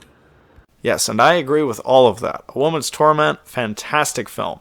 Check it out. Next up, a film I talked about on the show before, that's Deathbed, The Bed That Eats, from 1977. So I talked about this on episode 15. I mentioned really liking it, and I still do like it. But I saw it at All Freaking Night at 4:30 in the morning as the last film of the night. And if I'm being completely honest, it was an absolutely torturous experience. It's a good programming choice for the last pick of the night, considering its sleepy tone. It is a killer bed movie after all, but very difficult to stay awake during. And that scene where the woman drags her bloody legs across the floor to escape the room just felt like an eternity. The dollar store skeleton hands reveal, still hilarious. And you cannot hate a porno mag with the word cracks, as in butt cracks on the cover, spelled C-R-A-X. Cracks, as in extreme. The woman reading that porno mag, by the way, is actually director George Barry's grandma, according to an interview with him that I read in Nightmare USA. So we'll talk about Bava a little bit more here, and that's Shock next up from 1977. This was directed by Mario and his son Lamberto, shot in about 5 weeks. The guys who wrote the script started their work on it not long after Bay of Blood. There's some really great music in here by a group named Libra. When it was originally released, one of the promo posters for this blatantly stole its artwork design from this 1963 publication of Shirley Jackson's We've Always Lived in the Castle. They literally just replaced the mistletoe in the woman's hand with a box cutter. And it was retitled in the US by Film Ventures International to cash in on the success of Beyond the Door, but it has no relation to that movie outside of featuring the same child actor, David Collin Jr. Supposedly, Mimsy Farmer did a screen test for the lead role in 73, but it was scrapped, so that never panned out. And the lead would end up eventually being played by the late Daria Nicolodi, well-known mother of Asia Argento and longtime lover of Dario. Was the creator and writer of Suspiria, based on one of her grandma's stories, as well as appearing in Many Wars Ago, Property is No Longer a Theft, Delirium, Photo of Gioia, and many more. You've also got John Steiner in this film, who just passed away in July. He was in tons of Italian films, worked with Fulci, Diodato, Damiani, Margheriti, Castellari, Cavani, and on and on and on. Frequently written off as a minor film in Bava's catalog, but, I think it's a damn good chiller with some well-directed jump scares, bizarre incestual implications, perfect kind of movie for Halloween viewing, even underrated, I would say. And it also takes a neat turn at the end, where the protagonist is not as easygoing as she may seem to be. So, Shock, I thought it was great. Next at the bat, it's Dawn of the Dead from 1978 in 3D. Now, this is a classic. Been discussed and appreciated more than there are breaths in a human's average lifespan, so I'm going to talk about the particular 3D experience of seeing it recently released. It was fun to see this movie in 3D, but I did think it was lacking in a few departments. Some of the effects are somewhat predictably corny, like water and blood coming at you, and the quick speed on the majority of the gore shots doesn't really make them pop like you would expect, but the use of depth of field is impressive in many scenes, just like it was in the earlier release of Spielberg's Jaws this year. Whereas the 3D in Jaws was very effective in that film for the sense of world building and sort of making you feel like among the close-knit small community of Amity, this movie utilizes it well in surprising ways, like the arrival of the bikers, where you see this particular lens flare sort of float around like an orb, which kind of reinforced this notion I have that something more abstract and playful, sort of visually experimental, would be a really jaw-dropping 3D experience. Like, imagine seeing something like Fantasia or Punch Drunk Love or something by Jodorowsky in 3D. That would be insane. There was sort of a weird issue with the sound mix for the first 20 or 30 minutes, I noticed, where the sound almost felt kind of muted, and the music throughout the film is really low, outside of that gun store scene with that tribal track in the background. I don't know why, but the gunshots during the apartment raid were supernaturally loud. But a movie with a score this iconic needs to play full blast, and the memorable dialogue really could use a boost. Having not seen the film in a long time, I watched it a lot when I was younger. This time around, I felt more sympathetic towards old Flyboy, Steven, that scene where he proposes to Francine and gets shot down. Brutal. So, a classic. See it in 3D, I guess. Why not? Gonna end the 1970s here with an Australian film called Thirst from 79, directed by Rod Hardy. There's an excellent lead performance in this film from Chantal Conturi, who was in Snapshot and Metal Skin. It also stars the recently deceased Henry Silva and David Hemmings, two Eurocrime regulars. It was shot by Vincent Monton, who shot Road Games, and I think it's a pretty clever, subversive take on the Countess Bathory legend, with lots of philosophical complications regarding the life of a vampire and the choices they make. You open up with this woman named Kate, waking up in a coffin, having this nightmare and screaming, and we hear this mysterious talk about two families being united, forced consent on this woman's behalf. A cat knocks milk off of a table and blood pours out. She has to accept her genetic lineage as a vampire, although we don't like that word. We call ourselves the Brotherhood, they say.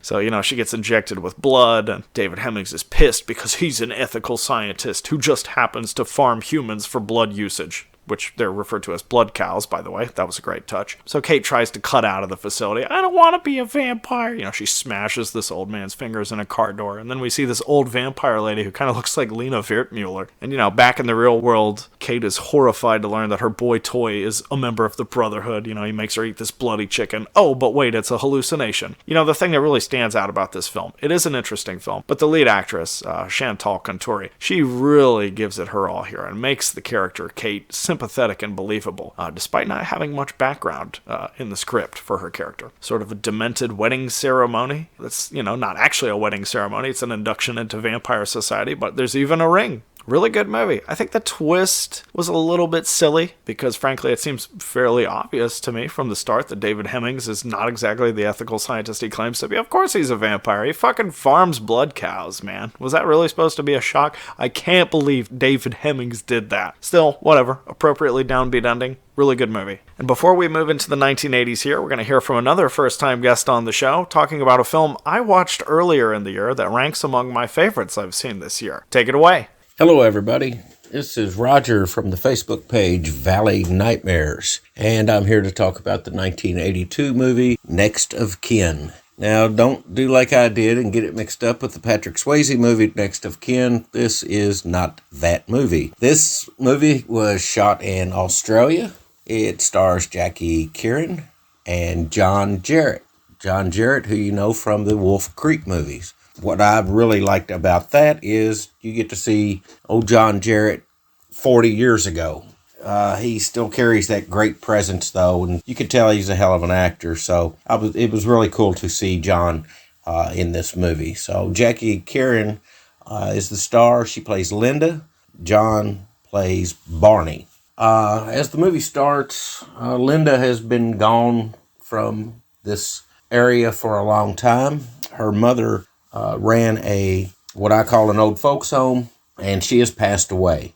And so Linda has come back home to see what she wants to do. Is she going to stay and run the old folks home, or is she going to sell it? And she's really not sure what she's going to do. She runs through a bunch of the locals there at the beginning, who are all basically asking her the same thing, and she can't really give them an answer. Then we're introduced to Barney, and apparently they were old flames.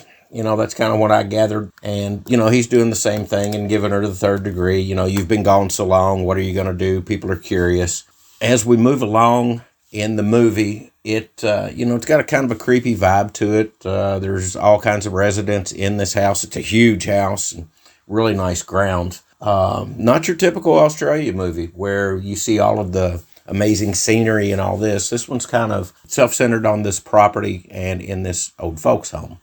We get a mysterious death. It's kind of gross the way it's found, but we get a mysterious death in the beginning, and so we've got some questions there. But we're dealing with older folks, so it's kind of written off as that's what it is. Now, I will tell you guys, this movie is a slow burner, but it's very much worth your time in checking this out. But don't be looking for a slasher. It's not a slasher. This is more of a moody piece that tells its story in a very deliberate manner. Now, Quentin Tarantino has come out and said this is one of his favorite films and compared it to The Shining. I don't compare it to The Shining at all. I understand what he's talking about. You have these long scenes, the long hallways, and the mysterious things happening. You have several bathtub scenes, and a few of those are quite disturbing, but putting in the same vein as The Shining is wrong. This is more like a murder mystery that you have to pay attention and figure out. When we get down to it, you can't really figure out what's going on. You see the mysterious dark figure outside the place, inside the place, and it has two really nice twists in the movie. The final twist in the movie delivers one hell of a payoff, and that was thoroughly enjoyable. Really eerie, creepy scenes. There's some imagery in it that's pretty fantastic, scary looking, disturbing actually. But again, don't go in thinking that it's going to be, every few seconds something horrible is going to happen or something scary is going to happen. It's not. This one's a slow burner, but it's worth watching. Absolutely. It was my first time watching the film, and I thoroughly enjoyed it. It's one that I will watch again. The version I watched was on Amazon Prime for free. However, it is dark, so that was disappointing. So some of the nighttime scenes or some of the dark scenes, you can't really see a whole lot. You can, but you can't. And luckily, it didn't spoil the movie. So overall, I would give the movie on a 5-star rating. I would give it a 3.5. And it's something that I want to watch again. Seeing John Jarratt that young, I'm a huge fan, by the way, as you can probably tell, was just great. And seeing him play a good guy was even better. I want to finish this off by saying, hey, thanks for having me on here. My first time doing this, as you can probably tell, but I dug it a lot. Hope to do it again. And I hope everybody has a good night. This was Roger from the Facebook page, Valley Nightmares. All right, thank you, Roger. And yes, I cannot recommend Next of Kin enough. Fantastic movie. So we're going to start off my 80s Halloween viewing with The Boogieman by Uli Lommel, one of those notorious UK video nasties that is not as nasty as you might expect. The star of the movie, Susanna Love, was actually married to Uli Lommel when they were filming this and helped write the script. John Carradine was hired to give the film commercial appeal, plays the psychiatrist, did one day of work. The movie opens with this John Carpenter Halloween riff. You know, kids watch this panty-faced man's erotic encounters with their mom before he ties the son to a bed, and the sister cuts him loose so they can stab this panty-faced dude. They're adults now, working on a farm run by Christians or something. Their mom, the old trick we saw at the beginning, lives in Monroe, Georgia, and is apparently dying, wants the kids to come visit her one last time, but they still hate her guts. So the sister, Lacey, her cop husband, tells her, you gotta revisit your childhood home in order to get over your trauma, which is probably really bad advice, as it turns out to be. There's a therapy session with the sister talking to her psychiatrist and speaking in a possessed voice that he's totally unfazed by. Probably because he's drunk. One thing that stuck out to me from this movie, there's a familiar music sting in here, and I want to play it for you real quick here. This is from Don't Look Now. Right? Okay. And so when I was watching this movie, it has a similar music sting. And, it took me like almost a month to realize that it sounded like the sound effect from Don't Look Now. I was thinking it was the same sound effect, but actually looking them up and comparing them, they are different. But it is quite similar, so that sort of stuck out like a sore thumb to me for some weird reason. One thing that's fun about this movie, you got an obnoxious prank-pulling kid who gets his when a window snaps his neck. People getting scissors in the throat. Humphrey Bogart impersonations. This is a pretty fun little movie. It's not quite loopy enough for my taste, but it's still pretty fun garbage. I say check it out. Not as good as Tenderness of the Wolves or the Devonsville Terror, though. A much better 80s horror movie, that's The Entity from 1982, directed by Sidney J. Furie, shot in El Segundo, Santa Monica, and Culver City, California. Furie has been talked about on the show before, made a couple schlocky 60s horror films before this, like Dr. Blood's Coffin and The Snake Woman. The movie was shot by Stephen H. Burrp, who shot 8 of Brian De Palma's films, as well as The Outsiders and Rumblefish for Coppola. Special effects here, supervised by the legendary Stan Winston, and it's got a great cast that includes Barbara Hershey of Last Summer, Ron Silver from Semi-Tough, Margaret Bly from The Italian Job, and it is based on a true story that happened to a woman named Doris Bither in 1974.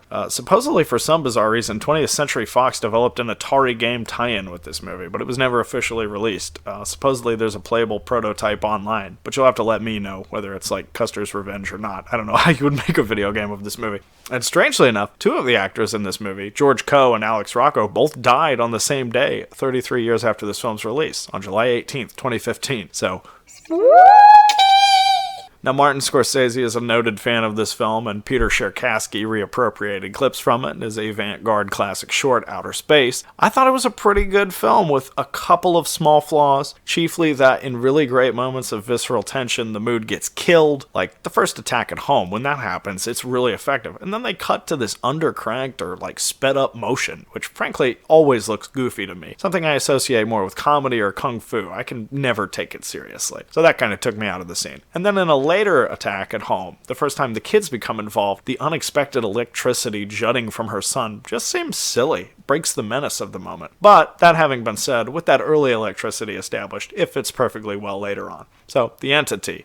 Pretty strong movie, interesting ending. Check it out. Now, the next film, sadly, I did not like as much, and I was prepared to love it. That's Screenplay from 1984, directed by Rufus Butler Cedar. His only venture into the movie world, but he would later make Scanimation books for Workman. And Troma initially released this, still owns the rights. Their 2005 DVD's out of print, but you can stream it on Troma now with a 30-day free trial. Independent film icon George Kuchar has a small acting role here as a scummy landlord, and it's the story of a wannabe screenwriter named Edgar Allan.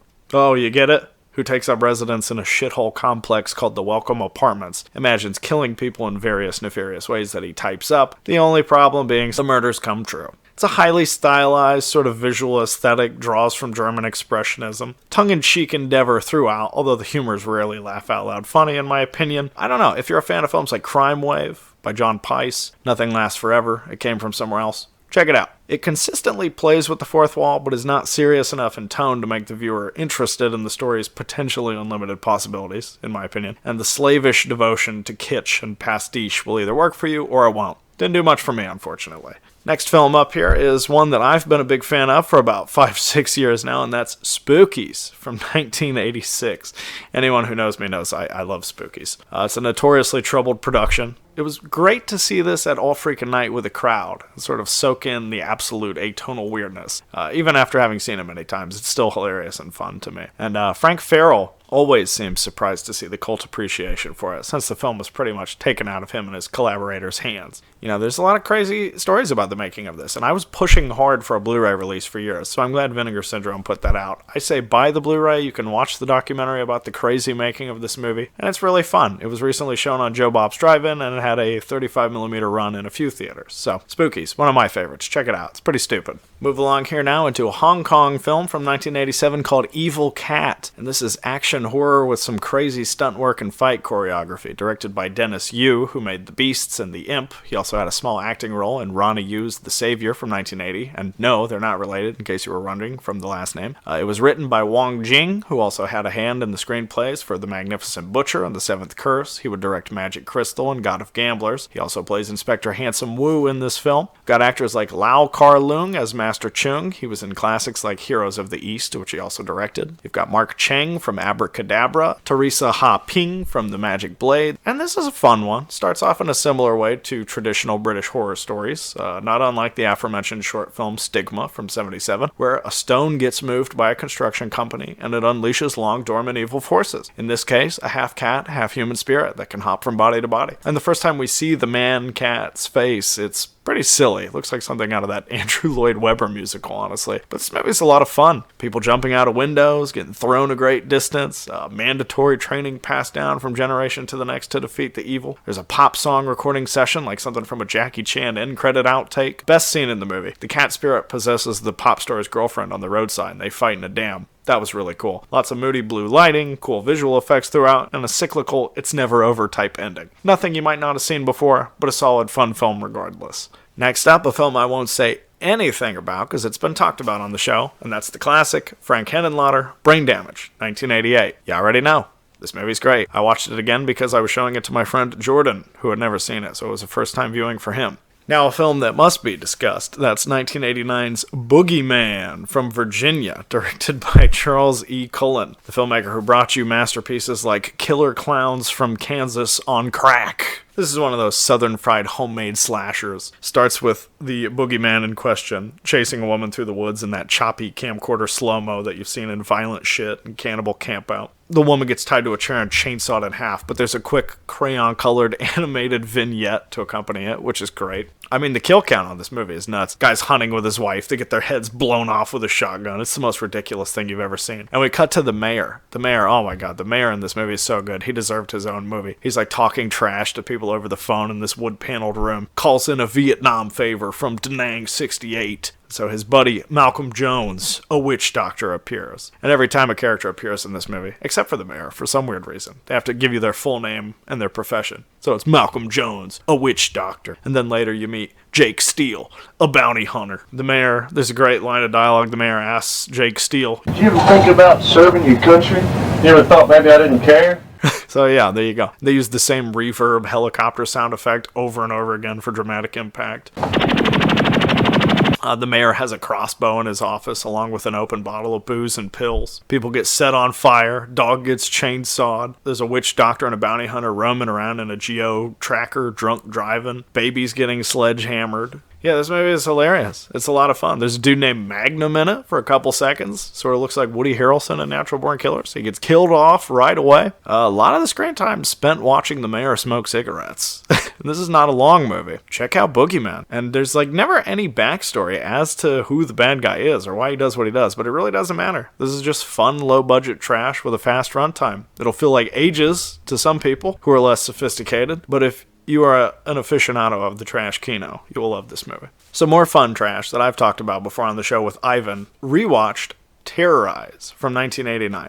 And that's a classic. So listen to what I had to say about it before. We'll skip over that one for now. Another movie that I've seen many times but have never talked about on the show, that's Joe Dante's The Burbs from 1989. Saw this many times as a kid, still holds up. Probably the first film I ever saw Bruce Dern in, and I'm a big fan of that guy. It was written by Dana Olson, who also wrote Graydon Clark's Whacko. Shot by Robert M. Stevens, who shot Mr. Boogedy and a couple of John Waters movies. Walter's dog in this movie, Queenie, that's the same poodle from Silence of the Lambs, which is pretty cool. They shot it on the Universal backlot, and Corey Feldman's character's house is basically the same one from The Munsters. Hank and Carrie Fisher's house is like Leave It to Beaver. There's a painting from Night Gallery in this movie. Pictures of Lucille Ball with Gail Gordon, who plays Walter. And, this is just a fun movie that's dark enough, macabre family viewing with a timeless quality that makes it just perpetually enjoyable. It's just the right amount of fucked up to watch with your family. So that's The Burbs. And now we move into the 1990s, where we're going to start off with, once again, another very special first-time guest.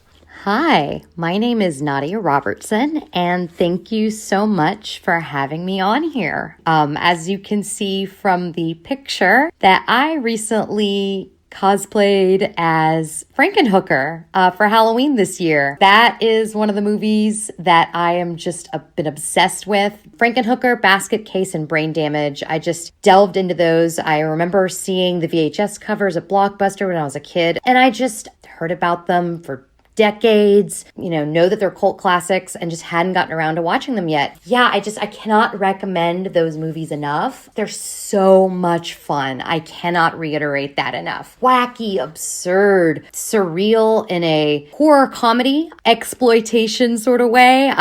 They're silly, but at the same time, all of them still have something to say. They touch on important issues, relevant issues of that time. All of those three take place in New York City in the 80s and early 90s. So it's just very grungy, dirty, sort of the back alley world of the city. Talking about things like addiction, loss, grief, body agency, just all sorts of different things. I don't want to give away anything about any of the movies. All I want to do is recommend them to you. And when I say Basket Case, I mean Basket Case 1 through 3, I would recommend all of them. I know some people aren't as crazy about 2 and 3, but I actually think that they all marry together really well to just create this insane world of Henenlotter that's just congruent with the rest of his works. Another film that takes place in that same sort of 90s in New York time period is Habit. That's also on The Last Drive-In as well, if you want to watch it on there. That's with Larry Fessenden. He's the director, writer, lead actor, I think also producer. Not as wacky as Henenlotter's films, but more grounded, more real, but also surreal at the same time with its imagery. Lots of Nosferatu sort of references, but in this modern day setting. I would say for any filmmaker who's working on a tight budget but has high concepts, I would say all of those movies would be very good for you to watch. But on the flip side, I would say another movie that I recently checked out that I'm not as crazy about would be the Art the Clown film series. I went ahead and I had heard so much about Terrifier 2. So I went ahead just for a point of context and reference, watched All Hallows Eve and then Terrifier since they're both streaming for free. And I just gotta say, I don't know. I see the appeal for people, but for me, it's lacking in a few things. I think that the randomness of it is sort of the lack of any lack of context with the character Art the Clown himself sort of keeps it too vague. Normally, I can give horror films a pass depending on the setup. And generally, I would say this setup is interesting for both movies. Just something about it. I have to write an official review on this because I'm having a hard time quite putting my finger exactly why these films don't really work for me, even though I see totally why they would have a mass appeal. It's just for me personally, compare it with Halloween Ends, for example, which I know that I'm in somewhat of the minority because that is super polarizing, but I actually loved it. And it took me a minute to kind of warm up to it as I was watching, where are they going with this? What are they doing? And when it finally hit me, I was like, oh, wow, okay. So this is the kind of concept they're going with the shape and making it sort of outside of just Michael Myers, the man, and more so about just this overall evil that is the shape and how it can reach out to other people, not just some sort of presence that's locked inside Michael Myers, like individually, solely, that it can affect other people, reach other people, and other people can be the shape. I liked that. But at the same time, Michael Myers and the concept of the shape itself has a bit more of a context, but not so much that it over-explains anything, which I feel like usually tends to make concepts less scary when you give too much explanation. I would say that in that regard, Terrifier should work for me because there is basically no explanation. But I think that's maybe the problem, is that there literally is no real explanation of who this character is, what his motivation is, where he comes from, just why, how, who. It's just a total enigma. And I don't know, that just isn't enough for me, I guess. I could see it being really fun to watch with a group of people, especially like drinking, smoking, just having that extra oomph to sort of make it really fun. But watching it alone, I guess I was just a bit more analytical of it than if I was just having fun with friends or whatever and just like loosely watching it, whatever. But a lot of gore, but doesn't really seem to earn it as much, and a lot for the sake of having a lot, which again can be fun, and they do some interesting kills, that's for sure.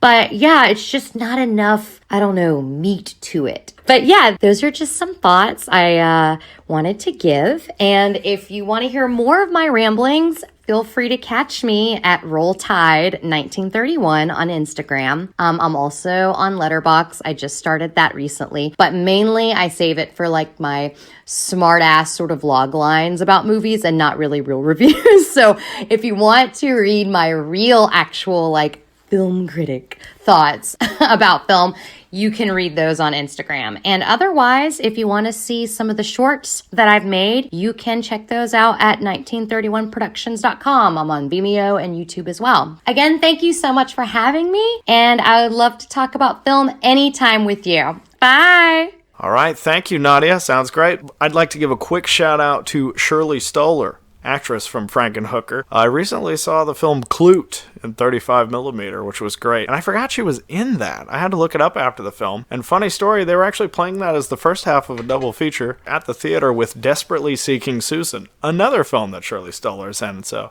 much love to Shirley Stoller. Also, like Frankenhooker, 1990, we're going to talk about another film from that year, The Age of Insects, directed by Eric Marciano, currently in post-production on a documentary about musician Galt McDermott. That sounds pretty cool. Sarah is played by Billy Zane's sister, Lisa, who was also in Bad Influence and Freddy's Dead, The Final Nightmare. Actress Casey Townsend was also in Who Killed Teddy Bear, Husbands, All That Jazz, and The Burning. This is a mostly forgotten film, screened at the Grand Illusion here in Seattle on VHS a few years back. You can currently stream it on rarefilm.com. It's narrated by a mad scientist who wants to change human behavior and make people more like insects. There is one really cool scene, a psychedelic, once again, anti-capitalist montage with flag stars superimposed over beachgoers as the Mad Doctor decries American values and blames Woodstock at one point. Highlight of this movie, you get to see some footage of famed porn theater The Adonis. The movie's kind of a garbled mess. Worth a look to those who love the obscure. Never quite gelled for me, but did have some interesting ideas regardless. Next up, it's 1991's Blood Massacre, shot in Baltimore by cult director Don Dohler. And he had many problems making this film, would end up taking pretty much a 10-year break from directing afterward. Duped by investors, they asked him to reshoot the entire movie on lower quality film, then basically stole it from him after that happened, chopped it up in the editing room, stuck a different title on it. Don Dohler regular George Stover here plays Rizzo. He was also in Desperate Living, Hairspray, Red Lips. You've got Richard Ruxton, who would only appear in one non-Dohler related project, the 1982 remake of Night of Horror by the same director Tony Malinowski, called The Curse of the Screaming Dead. You might remember that being discussed in episode 8 with Henry Krinkle. I enjoyed this movie. It was not as entertaining, in my opinion, as Night Beast, or as charmingly wacky as The Galaxy Invader, but still a fun ride. Probably a better made film than those two. There's a really cool shot in the beginning with Rizzo stabbing a barmaid through a shaft of light that you see emerging through these giant spinning fan blades in the wall. And I watched the Mill Creek Pendulum DVD, which has new titles on it at the beginning. Looked like they were done in Windows Movie Maker or something. I don't know the story behind that. It's basically a crime spree trio movie like Last House on the Left, but it does use the classic trope of home invaders who become the hunted when their targeted victims turn out to be equally psychotic. Speaking of which, I was actually in one of those films. films a year or so ago was released called Crazy Too Crazy. But back to this, in a documentary I'll discuss more later, they mention that Don Dohler is a big fan of the Robert Wise musical West Side Story. I think you see some of that influence seep into this with the delinquent depictions of the crime trio. There's a weird-ass video store robbery with a Final Justice poster on the wall in the background, Joe Don Baker staring at you while George Stover's like, oh, this movie Galaxy Invader looks pretty cool. Yeah, there you go. Homemade stew and rented rooms. That's what it's all about, baby. Short and sweet. Only for the true trash fans. And speaking of true trash, I'm going to say it, better trash. Man, I loved this movie. A lot of fun. That's 1994's Creatures from the Abyss, also known as Plankton. Director Al Passeri has a long history of working in trash cinema, going back to '77, where he was an assistant art director on Tentacles, did special effects for Enzo Castellari's The Shark Hunter. He also worked on The Wild Beasts. This was his first film. In the same year that this came out, he did the visual effects for a film called Chicken Park. Passeri only made 5 films. And most of the cast here wouldn't do more work after this, but you might recognize Darren Sarafian, who plays Professor Clark. He's the son of director Richard C. Sarafian. He appeared as an actor in 10 to Midnight, Zombie 3, and he had just directed Jean-Claude Van Damme 4 years before this film in Death Warrant. It starts off a little bit slow, but gets down to business, thoroughly becomes methoid. So ridiculous. These kids stuck on a dinghy after pranking their friend almost drown, end up on an abandoned yacht, they find a dead guy in the water, and act like typical Florida kids, talk about stealing this boat. There's some humorously poor ADR work, stilted line deliveries.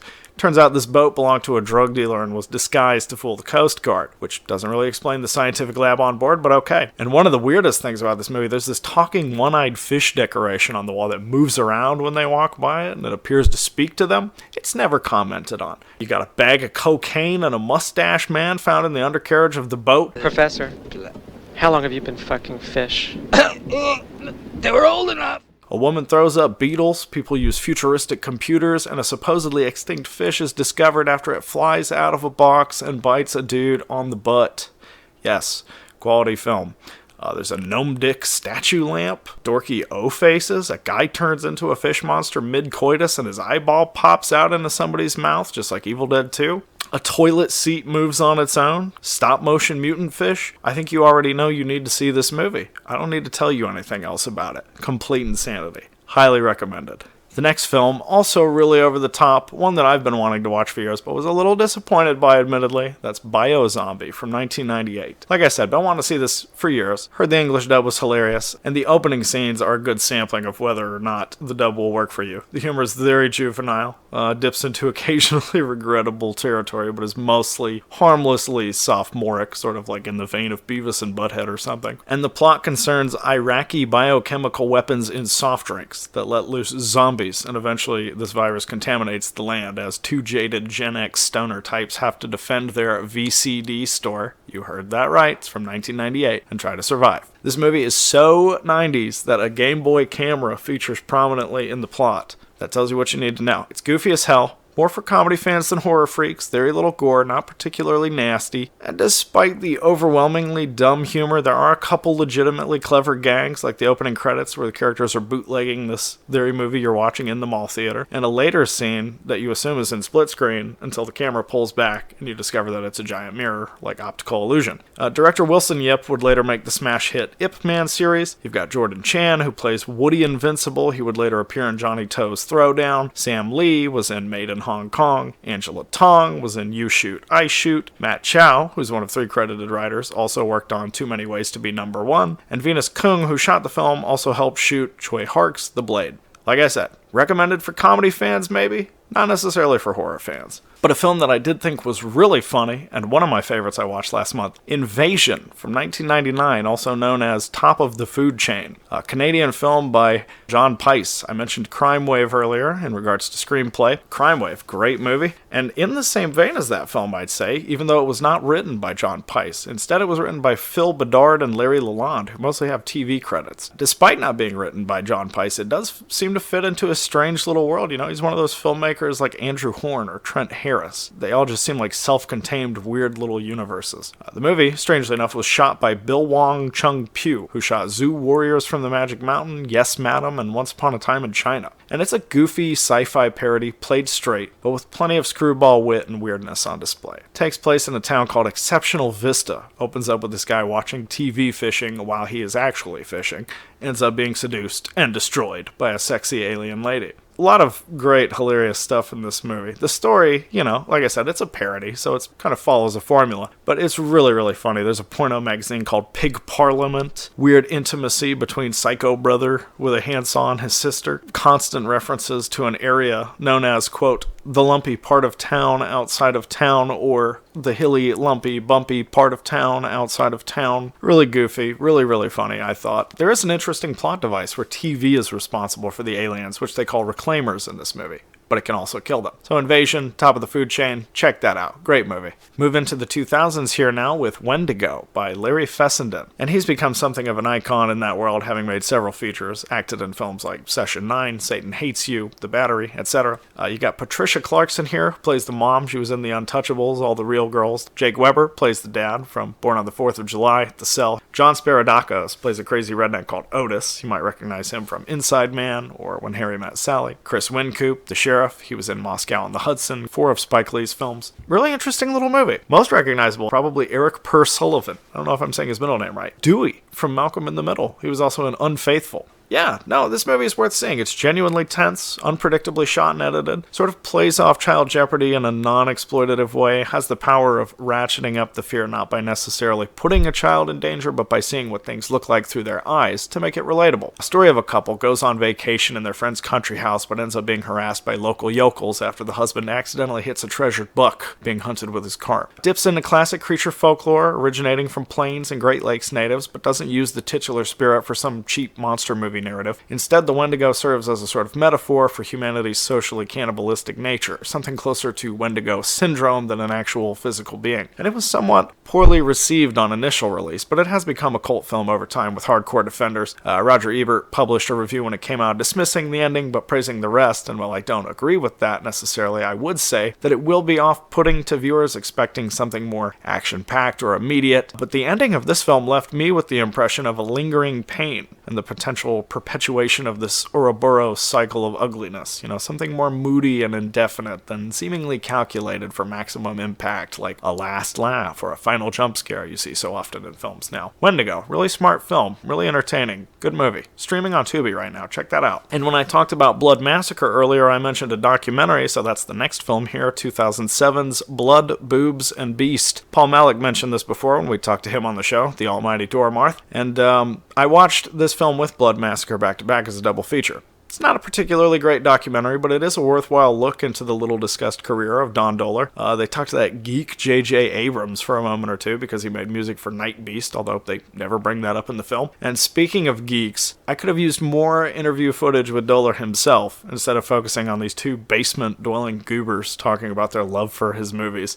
That maybe sounds harsh, but judging from the online reviews I've read of this movie, I'm not alone in my assessment of said goobers. But about Dohler himself, you learn from this film. He previously dabbled in underground cartoons, special effects magazines, and decided to start making movies because he got held at gunpoint during some 9-to-5 job and said, I gotta get off my butt and start creating.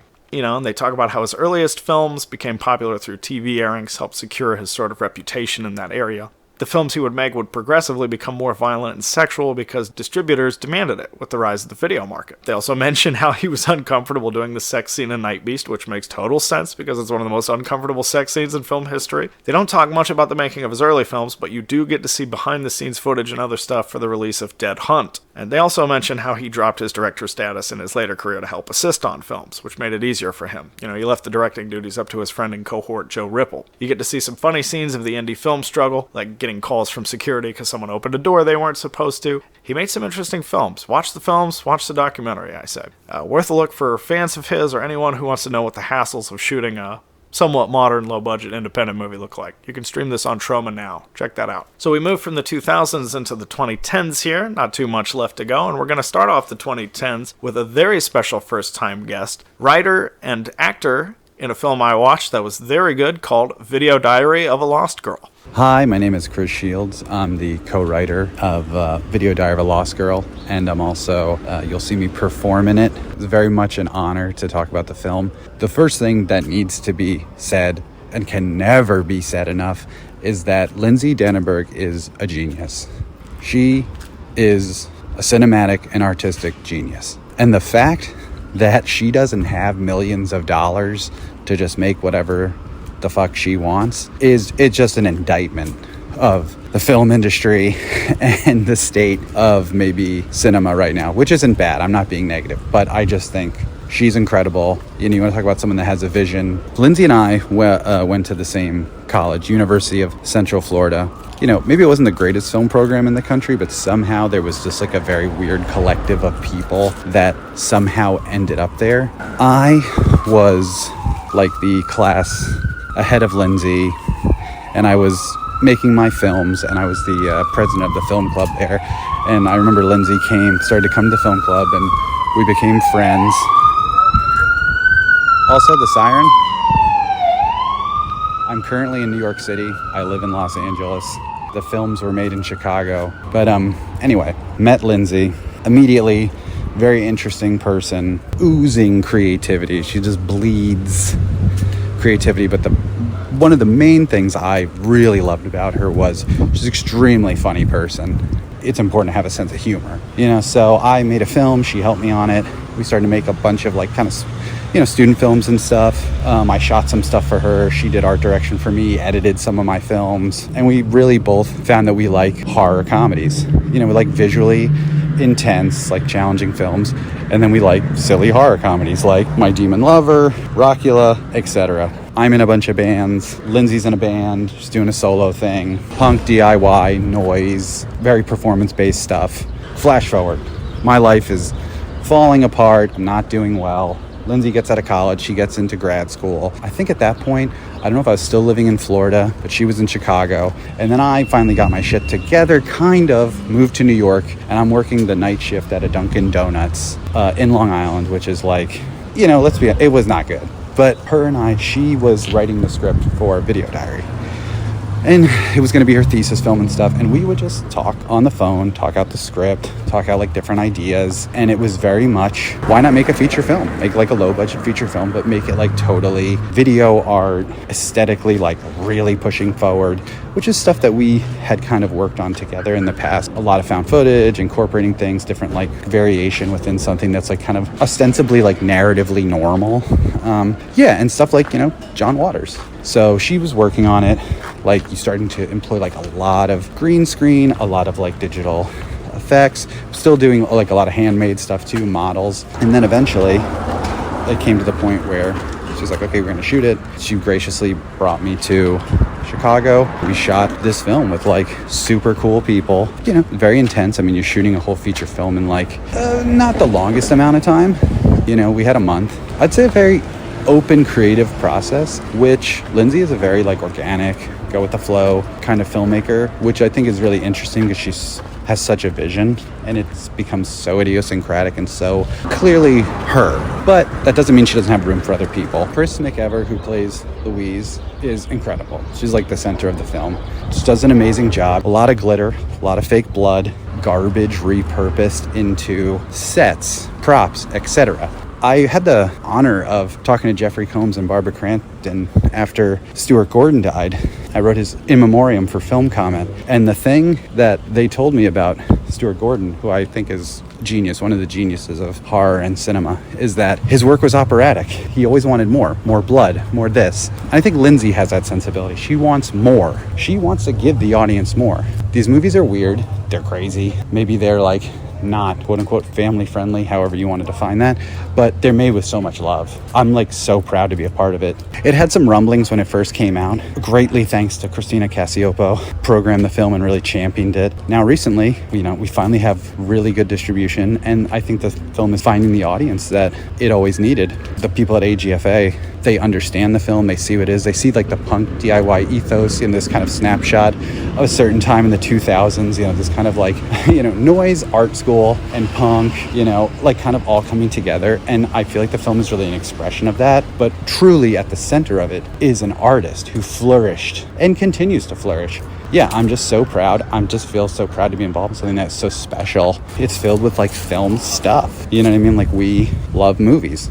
Lindsay and I both worked at video stores. I guess if film and video is your religion, then Video Diary could be your Sistine Chapel. Anyway, thank you so much. Please see the film and stay tuned for Killer Makeover, her next film, which I think will blow your minds even more.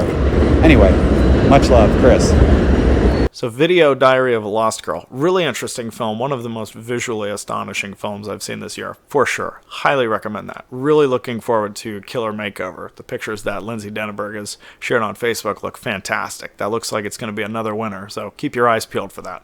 And with that being said, we're going to move into the final guest spot of the show. Take it away. Hey everybody, Matt Awkward here from the Video Vagrants Facebook group and the Funbox Monster podcast, and you are listening to Video Psychosis with Strong Knotz. A while ago on Vagrants, I made a post about the movie called The Pool, which you are hearing about today, saying that it was one of the most stressful, intense things I had ever seen. It drove me nuts, it stressed me right the hell out, and once that pizza delivery driver came and he was at the bottom of the pool, I had to check out for a little bit. I had to pause the movie, come back to it later, because like I said, it just stressed me out. I could not believe all the misfortune this guy was going through. And of course, making a post about this, Jake was like, I need to watch this movie. And that's what you're listening to now. Yeah, it's a pretty crazy flick. It's kind of one of those things where anything that can go wrong will go wrong. And if you need a little palate cleanser after this, but still kind of related, I would suggest checking out the movie Very Bad Things. That's another movie where everything goes wrong, but it packs a lot more laughs than The Pool. So yeah, I guess that's all for me today. I hope everybody has a wonderful holiday season, and I hope it all goes better than Day's Day at the pool. Matt Awkward, out!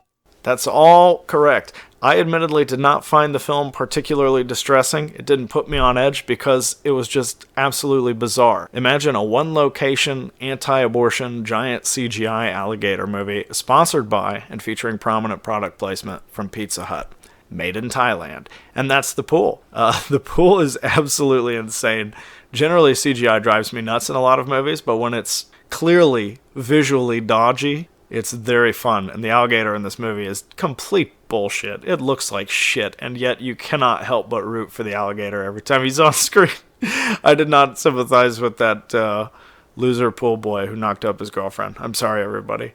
But yeah, you just have to see this movie. It's nuts. I really don't know what to say about this one. I really, watch it and please get back to the show. We'd like to have someone comment on this. Aside from Matt, The Pool needs to be seen. I believe it's on Shudder right now. So that moves us from the 2010s into the 2020s. And here we are in 2022. Only a few films left to talk about on the show. We're going to start with a really good one called We're All Going to the World's Fair from 2021. Man, I really liked this movie. It was not what I expected at all. There's a great opening scene, might make you expect a different kind of film, plays brilliantly with the fear of darkness, something I'll talk about a little bit with the next film too. But it plays with darkness in a way that makes you dread wondering what you will see when the lights come back on, as opposed to what's lurking in the shadows. You watch this strange ritual that this person does in front of their computer, and this weirdly performed finger pricking, but like, who the hell stabs their finger like that? And instead of what you might expect to be a single location person goes crazy in the attic movie, you get the story of someone slipping away in their isolation. Not unlike Hollywood 90028, which I talked about earlier. Going to a place where anything is possible, but you're seeing it documented in a way that improves on the amateurish sort of exposition you see in found footage films. More so, it has the inherent implications of intended exhibitionism. This was meant for you to see and consume, much like cruising around on the internet. And despite being a more subdued type of horror film, there is one very memorable freak-out moment involving movie tickets that's all the more impactful since it comes out of nowhere. There's this oddly hypnotic ASMR scene, and on a personal level, I think it'll be somewhat relatable to people of my age group who have made online friends or acquaintances through the internet and message boards, seen the weird side of the anonymity coin, or have had bizarre, unforgettable interactions in person or through video streaming or chatting online. I used to have an account on the Fangoria message board when I was underage. I was probably like 11 to 14. I think you're supposed to be 18 to have an account on there. But I pretended to be older, so I could look at these crazy movies and talking with people, and that makes the psychological aspects of this film unexpectedly empathetic, for me anyway. Some may not favor that, just like Wendigo. This takes a more dramatic approach to its ending than any customary genre ending. It opts for something closer to understanding and human connection than any macabre twist or ostentatious showmanship. The star of this film, Anna Cobb, fantastic. A new face to the movies, did a short the year before this called Beauty Marks. They're also in Luca Guadagnino's new film, Bones and All. And the director, Jane Schoenbrunn, has been around since about 2015. Made a few documentaries like The School is Waiting, which you can see on Vimeo, Girl Internet Show, a Katie Kelly mixtape, and a Self-Induced Hallucination. And right now they're working on a new film for A24, actually, called I Saw the TV Glow. So keep an eye out for that. It'll probably be really interesting. In the meantime, you can pick this up from Utopia on Blu-ray, and it includes a commentary, interview, more stuff. Recommend that. The next film, as we get closer to the end, released this year, not too long ago, that's Barbarian from 2022, of course. Directed by Zach Krager of the comedy sketch group The Whitest Kids You Know. And this movie's been talked up quite a lot in the last few months. As my friend referred to it, a hype movie, but we'll go into that more later. It was inspired by a book called The Gift of Fear, and initially conceived as a short film that was expanded to feature length. The lead actress, Georgina Campbell, was in an episode of Black Mirror, as well as All My Friends Hate Me. Bill Skarsgård, you'll recognize from 9 Days and The Devil All the Time. Richard Brake here, who was the only worthwhile part of Rob Zombie's 31, also in Munich, Detention, The Death of Stalin. Also have Sarah Paxton from Andrew Dominik's recently released and unfairly maligned Blonde, has multiple roles here. But we have to talk about the elephant in the room. Justin Long, appropriately cast in this role in this movie as an obnoxious ass clown. Personally speaking, as someone who's never been particularly fond of his shtick, I enjoyed the casting. Thought he was agreeably slimy here. They do something that I thought was clever with his introductory scene by subverting the traditional expectations of Hollywood films. Not only is this probably, arguably, the most famous actor in the film, not introduced until close to halfway through the runtime, when we first see him driving along in his little midlife crisis mobile singing along to one of Donovan's worst songs, we're supposed to expect this like cutesy moment. Oh, you're driving in the car, having a good time singing with the song. And you see this stuff constantly in cinema. You know, the audience is supposed to find him silly and amusing and relatable. Oh my god. But that's immediately dispelled. He gets a call from his talent agency informing him he's being dropped as a client due to sexual assault allegations. The quote-unquote star of this movie is not only a possible rapist, but the film heavily implies that he did it. There's a conversation in the bar with a friend where he admits having sex with her in question, quote, took some convincing, which is right in line with her claims that he was sexually aggressive. Now, for a major studio release, this is a pretty big gamble. You know, audiences already have a difficult time with ambivalence and unlikable characters, so it seems like a pretty ballsy thing to see these days in the climate after Me Too and Harvey Weinstein's downfall. And I've seen a lot of different takes on this film from people who thought it was A, a gender swap don't breathe, B, a location swapped castle freak, and, you know, all the opinions ranging from mediocre to both ends of the spectrum. Great, terrible. I personally really enjoyed it. I liked Barbarian. I think the first half is genuinely tense, affectionate attention paid to the darkness, like I was talking about with We're All Going to the World's Fair. Another film that gets apt mileage out of cloaking the characters and sets in shadow. Right away, that's established in the opening scene when Tess arrives at the Airbnb and all we see of the neighborhood in the pouring rain is the ominous outline of a house. Nothing else. Gives it the power of like a symbol or a totem, this outline of the house. And the movie is clever enough to keep us repeatedly questioning the nature of Skarsgård's character, whether he's up to no good or not. Once she begins her trek into the basement after him, the film switches gears and treats us to a flashback I've heard at least one person refer to as idiotic, but that I enjoyed because of its subtle fisheye warping of the edges to lend a sinister presence to something as simple as a suburb or a small town grocery store. And so even though I liked the majority of this film, my only real problems with it lie in the final act, which I think is a little too eager to jump into dumb action movie territory. Not that that's necessarily always a bad thing. I can forgive the unrealistic nature of Tess and the creature surviving their fall off the water tower, but the movie's tendency to devolve into a big fight scene is disappointing considering how skillfully balanced it was up to that point. The death of the mysterious homeless character, Andre, sort of seems like a cheaply plotted jump scare, although the punchline immediately preceding it is funny. Not as big a laugh as AJ's initial reaction to discovering he has a secret, creepy tunnel basement in his home. It also seems like a bit of a cop-out to not show AJ's head getting broken open from the front at the climax. You know, once we learn his true nature and any question as to his morality gets thrown out the window, the audience hates him. It would be really cathartic and a big crowd-pleasing moment to show a nasty special effect in full Gru. And the ending also seems a little anticlimactic. It's literally just a character surviving and walking away. There's no urgency at all. I did not care for the choice of the movie's final needle drop since it felt kind of lazy and on the nose to me, not to mention having already been used perfectly in Mean Streets. But all of that being said, First two-thirds of this film, quite strong. Enjoyably perverse for the kind of film you can see at a multiplex. It's not a great movie, but an enjoyable one. More than adequate. My friend referred to it as a hype movie. It is definitely a hype movie. Better than the next and final film I will be discussing on the Halloween 22 viewing.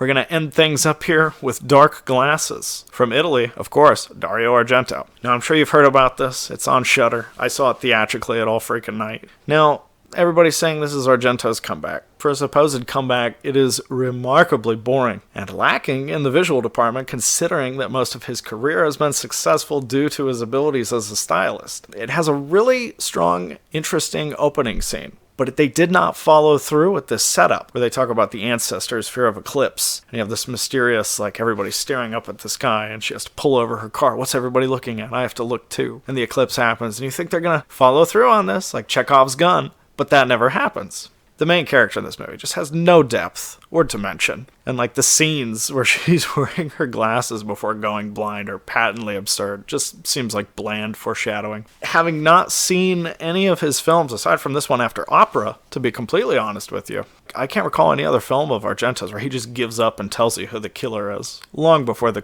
climax or anything. The motivation for this killer is just weak. Dude, you know, it's this guy who trains attack dogs or something, and he's killing women because he got called stinky.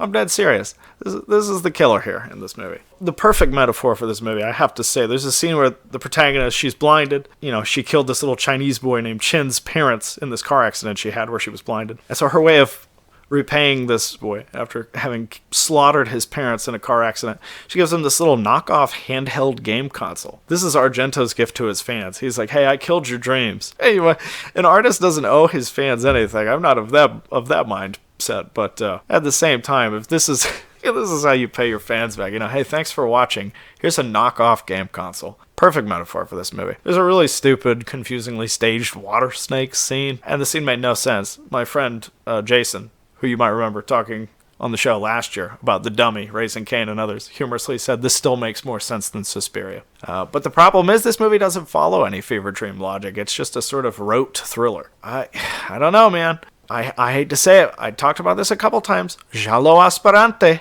Did Argento make one? Maybe. That's for you to decide. I have my thoughts. I think part of it is that all this praise about this film. You know, people hate to see their favorite filmmakers let them down. You know, this whole postmodern slant towards revisionism. You know, we favor films a lot out of nostalgia.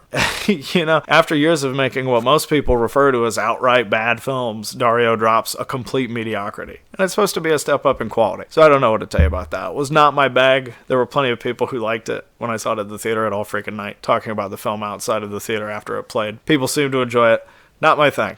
I don't want to sound mean, but I think Dario should just retire and enjoy the rest of his life. You know, he got all that acclaim for his acting in Vortex, that Gaspar Noé movie that just came out. You know, he can rest on his laurels now. But at the same time, I would also say directors frequently get lumped critically at the end of their filmographies when they start approaching senior age and getting older and stuff. But look at a guy like William Friedkin still making a banger like Killer Joe when he's fucking 76. So what gives? You know, let the cards lie where they may.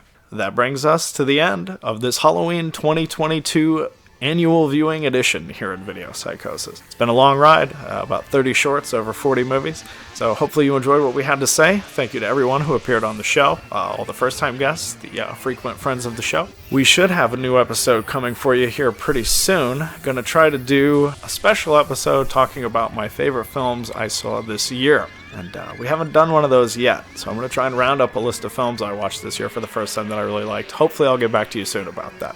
And before we go here, a couple last things. You might recall in the last episode of the show with Visceral Cuts, they said they would be playing some upcoming shows that have now since passed. We've got a few pictures from the shows here to share with you. That's Justin on the left and Brandon on the right there. So Visceral Cuts, live in action. And if you will recall, in that last episode, I said I would be playing Splatter Naked Blood at the Far Out Fright Show. And they specifically mentioned, Justin did, that they would want to see some footage of the crowd's stunned reaction to that disgusting masterpiece. So we're going to end the show here with some live footage from the Far Out Fright Show of the crowd's reaction to the notoriously disgusting Splatter Naked Blood. So stay tuned at the very end here, and enjoy. As for now, that wraps it up for Video Psychosis. I'm Strong Knotz, this is episode 21, and Goodbye.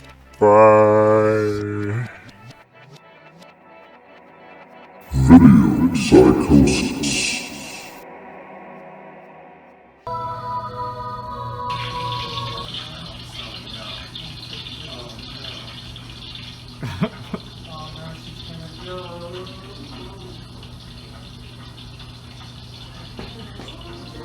Do it! Do it!